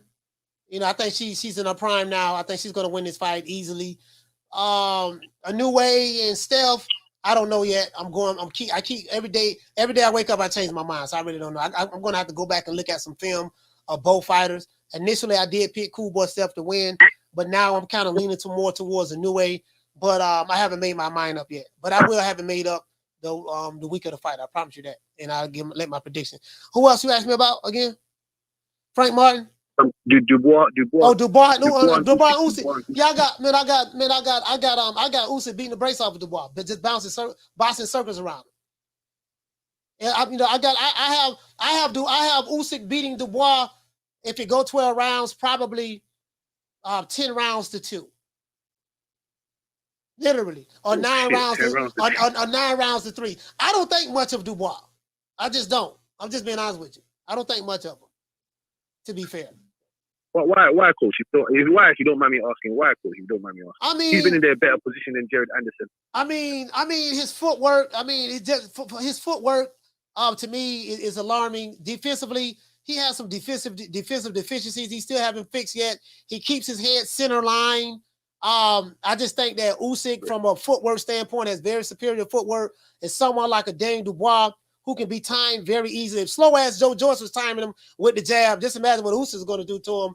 And then Usyk has better footwork. He come in angles. As the fight go on, he gets stronger. And Daniel Dubois leave his head center line. He doesn't know how to really slip shots like he should, and he doesn't make the proper adjustments. And I'm like, if a slow ass Joe Joyce can catch him with jabs all night long and stop him. And Joe Joyce is slow as hell. Like literally, he's super slow. So that's why. I have Usyk 7 days a week and twice on Sundays. Yes, but hey, coach, thank you for your breakdowns. You know what I'm saying to you. Keep supporting, keep watching coach's real shit. You know what I'm saying to you. One of the realest guys on this YTBC. You know what I'm saying to you. Salute, and I hope you and your families are right, coach. You know what I'm saying to you. All right, salute, man. man. We're looking forward to the end of the. Yes, all right, yes, shout out to Cassidy. I appreciate that. Yes, sir. Yeah, I ain't, man. Yeah, I ain't shit. I'm just being honest with y'all, man. I ain't never been high on doggone Dubois. We know Dubois is a Frank Warren hype job. We know that. We know what it is. You know, shit. Dubois is the Trevor Bryan of the UK. True. He the Trevor Bryan of the UK. Just like we had Trevor Bryan over here. He was the WBA. He was the WBA heavyweight champ over here, the Reggie belt. Dubois is that version over there in the UK. That's what he is, in my opinion. So it is what I ain't, man. Shout out to SB got beats. Let's give everybody a round of applause, and let's give everybody a shout out who called the show. Shout out to Blood Boxing. Shout out to Jamie from New York. Shout out to Ricky Ricardo from Toronto 3 times. Shout out to Troy Graham from B-More. Shout out to Mason from Flint, Michigan. Shout out to Swat Jones from Fort Worth, Texas. Shout out to Archie from Vegas. Shout out to Buckle Up Boxing Talk from B-More. Shout out to Keenan from North Cackalack. Shout out to Uncle Jack from Minneapolis 2 times. Shout out to Casino Light Press from the ATL. Shout out to Jared from B-More. Shout out to E-Money from Texas. Nigga, you's a cool. You's a cool, nigga. You's a cool. You stay cool. All you do is cool. You's a cool. You better not come to Texas. You're cool. You know, you saying all of this from your mama house. Shout out to Troy Graham from B-More. Shout out to Gabriel from Texas. Shout out to D-Block from Dallas, Texas. And shout out to Cassidy, man, from London. It is what it is, man. You know, I love these guys. These guys be calling me cool like they really be hurting my feelings. That shit don't hurt me. Nigga don't even know what a cool is. If you know what a cool is, you wouldn't even call me that. I clearly don't fit that description. They been listening too much. They've been listening too much of the Alphabet Board. You know, they use. Not gonna anybody call the show. At least he ain't threatened me this time. He was like, yeah, today Friday. They turn it on a Friday. I ain't gonna threaten him, but I'm gonna just call the nigga a cool. True. Anyway, let's give a shout out to everybody who sent the super chat as well. Shout out to Gertz. Shout out to Dantes. Shout out to Sabrina Lee. Shout out to Mr. Hot Grease. Shout out to Shout out to War Prime Minister. Shout out to Bass the Kid. Shout out to Christopher. And shout out to Jonathan. You know it is what it is. Once again, it's on, man. We gonna keep it crack. We you know how we do it, man. We gonna keep it cracking like it. We got some fights coming up tomorrow night, man. I don't know if you guys excited for the fights tomorrow, or y'all just waiting on this weekend to be over with so we can get to the real fights, because we know the real fights gonna start. You know what I mean, in the next coming weeks or so. And you know, to the shout out to Blackistan. Shout out to the Wakandas. Shout out to the Blackistan. The Blackistanis, shout out to the Wakanda niggas, shout out to the Zamunda, and shout out to the Alphabet Boys. Salute you guys. I hope you guys, you know, just have a good day. And this is what, you know, to anybody from Blackistan, Wakanda, Zamunda, and Alphabet Boys, you know, if you got a problem with the coach, this is what I think about. Let me address something to some of the haters out there about me. Y'all can kiss my ass. Twice. Don't give 2 fucks about it. Who you think he is? DJ Quick? No, huh? No, I ain't saying Kid Capri? I didn't say that. Oh, you must be Jimmy Walker. Blue, you ain't nothing. You don't deserve nothing. You don't get nothing. You get what I give you. I got a contract between me and you that say you Do what I tell you to do. Therefore, shut the fuck. Don't say nothing. Don't speak to me. Don't look at me. I tell you something. Money, you know, I just said, Blue, if I raise up, gonna be trouble. Trouble. I'm walking off. Diaz dropping that quarter of a bam dub on your boy. Super chat received. Playtime's over, boy.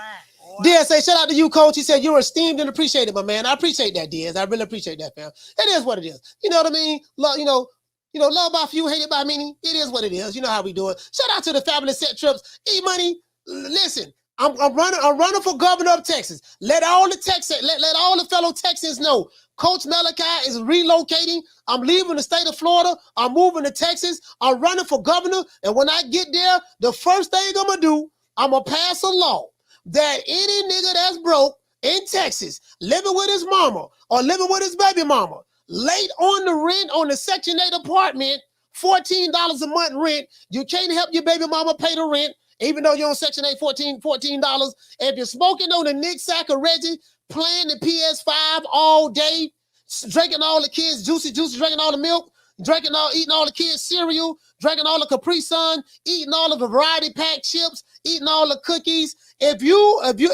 fit that description, you are not allowed to have a nickname by the name of money. True. Any broke nigga with name with money in it, he need to get locked up in jail for at least 2 years. True. I ain't talking about no light stuff. I'm talking about some hard times. I'm gonna put you around some killers. We gonna break you out of calling yourself money when you know your ass broke. Gloria Day and the set trips. These niggas don't play. These niggas don't play. We don't play. You ain't heard. They be tripping. We be tripping. So they swerving on. No faking and no switching. And repping hard for the set. Oh, mamas, it ain't no lie. Because niggas gonna bust. Niggas gonna bust. Said before, man, they ain't gotta like it, man, but they better respect. When my name come up, respect it. Let's go. Stop playing with my fucking name. All three of y'all, stop playing with my name. I ain't gonna say it no more. Put some respect on my name. Shout out to that whole nigga E-Money from Texas, boy. You make Texas look bad. If I was from Texas, nigga, I had to kick you out the state. You ain't got no business representing Texas because you making Texas look bad. You's a broke nigga living with your mama. I can hear it in your voice. Breath smelling like Similac. You know what? When a nigga call a show trying to sound tough, like you can listen. You can smell the Similac from his voice. You can smell the Similac from his breath through the phone. Man, who this little young whippersnapper running all up into my combo? Look at you. You're all wet behind your ears. Breath smelling like Similac. Man, you better go on home before you get your little thick ass tossed up. We did this for the hood. That be the same nigga talking about, I got big Draco. I got a Draco. I'm coming to your house. Nigga don't even know how to spell Draco. I want to thank the whole hood who came out here. I love y'all. I did this for the hood. Y'all know I beat that boy. My dog Tate Davis, free my nigga Tate. Tate got out of jail. Doggone Devin Haney got out of jail. Free the real ones, man. You sound like a bitch. Bitch. Man, I ain't worried about jail. Shit, man, I don't give a damn about going to jail. Nigga, take me to jail. Take me to jail. Shit, lock me up. Lock me up. Throw away the key. Throw away the key. You know it is what it is, man. We got to say all praises due to the Most High, the most exalted, the greatest human being on the planet Earth, according to the pro PBC guys, Mr. Al Heyman. Well, you know, I guess I got to be like everybody else and sing Al Heyman. I can quit my job now, baby. 6 figures, baby. You feel me? I'm about to But a name. Do you have a name? Oh, nah, I ain't got no name, you know. Name them names, man. They know who they is. Name them names, please. The names need to be named. They know who they is. The Mexican Monster. Glad that Devin Haney is out. He did 7 hours of hard time. Pause. Devin Haney did 7 hours of hard time. You know, so it is what it is. So I'm so glad that he was able to survive that hard labor and time that they tried to give him. To anybody who ever been to jail and did hard time before and just want to cuss the judge and the prosecutor out, this is for you. Fuck you. Fuck the plane you flew in on. Fuck them shoes. Fuck the socks with the bell on it. Fuck them cheap ass cigars. Fuck your yuck mouth teeth. Fuck your hairpiece. Fuck your chocolate. Fuck Guy Ritchie. Fuck Prince William. Fuck the Queen. This is America. My president is black and my Lambo is blue, nigga. Now get the fuck out my hotel room. And if I see you in the street, I'm slapping the shit out of you. Money, I have a PSA message for you. I want you to pucker your lips up and do this. Let me address something to some of the haters out there about me. Y'all can kiss my ass. Twice. Money, you can kiss my ass 3 times. True. Whole ass nigga. Fuck you all rolling up on for, cuz. He must don't know. He can't know. Huh? He can't know. Tank Davis is out of jail, guys. We're going to celebrate. Shout out to my dog, AB. We're going to do the Tank Davis celebration dance. Devin Haney is free. All of our political prisoners are free. Tank Davis is out. Devin Haney is out. Let's celebrate.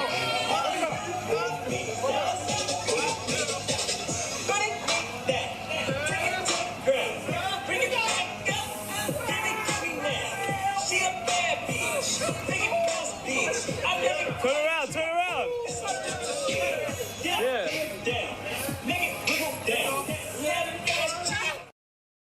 Say what's up to all the 10 voters, man. Shout out to Jackie Hernandez. Shout out to Foxy Brown. Shout out to my sister Food Revolution. Shout out to Bless 365. Shout out to Nick Rich. Shout out to my sister Lisa Bells. Shout out to Green Eyes P. Any other sisters I forgot, please forgive me if I forgot you. Shout out to Swat Jones, man. Kendall Price. Shout out to Marty King Boxing. Shout out to, I am Cam. Cam, what's going on, baby boy? Killer Cam in the building. What's happening? Let's see who else we have in the building, man. Swift 718. Marty King Boxing. Jamie Rivera, what's going on, baby boy? Who else we have? Knockdown 305, Dade County's finest in the building. We have Caps Lock. Salute to you, fam. Ed Dog in the building. It is what it is. Jose, what's going on? Chris McCoy. Corey Bradley, what's going on, baby boy? Shout out to Jason Phillips. He said freedom is a must. Yes, sir. Freedom is a must, and we must bust until we get freedom. Freedom is a must until I bust. You get what I'm saying? Pause. I gotta say that because I don't want that to be misinterpreted any kind of way. You know what I mean? When we busting, we busting for our freedom. Pow, pow, pow, pew, pew, pew. You know, these niggas be, you know how these studio gangsters is online. Nigga be talking some pew, pew, pew. Nigga be some straight killers. And then as soon as the police come to their house, nigga be copping dudes. Shout out to Weedy. It is what it is, man. Tenderoni Fridays, man. Y'all already know what time it is. Man, we might go live tomorrow, man. I don't know, man. It just depends on how I feel. You know, I'm still writing my script. I told you guys I have a movie I'm dropping, so we're gonna drop the movie hopefully maybe this year. Well, no, as a matter of fact, we will drop it this year, but I'm writing the script right now. It'll be finished by the end of the month, so I'm probably just do some writing tomorrow. Probably maybe something tonight. Get this script out the way because it has to be finished by the end of the month, so we can start doing casting calls. You know, just start casting people for certain roles we need played in the movie. But other than that, that's it, man. I'll see you guys tomorrow. I got a video dropping tomorrow. And we'll see what's up, man. We'll probably go live tomorrow for the fights. Fuck, we might as well. You know what I mean? Cause, the fight, it just won't be right if we have a fight. And I didn't call no fights last week because I was in Atlanta. So what I'm gonna do, we're gonna go live tomorrow night. See you guys tomorrow night. Be on the lookout, turn on the notifications as well. You know my motto: hate, like, share, subscribe. Don't meet me there, beat me there. Peace. Man, I'm out of here, bro. Let's go.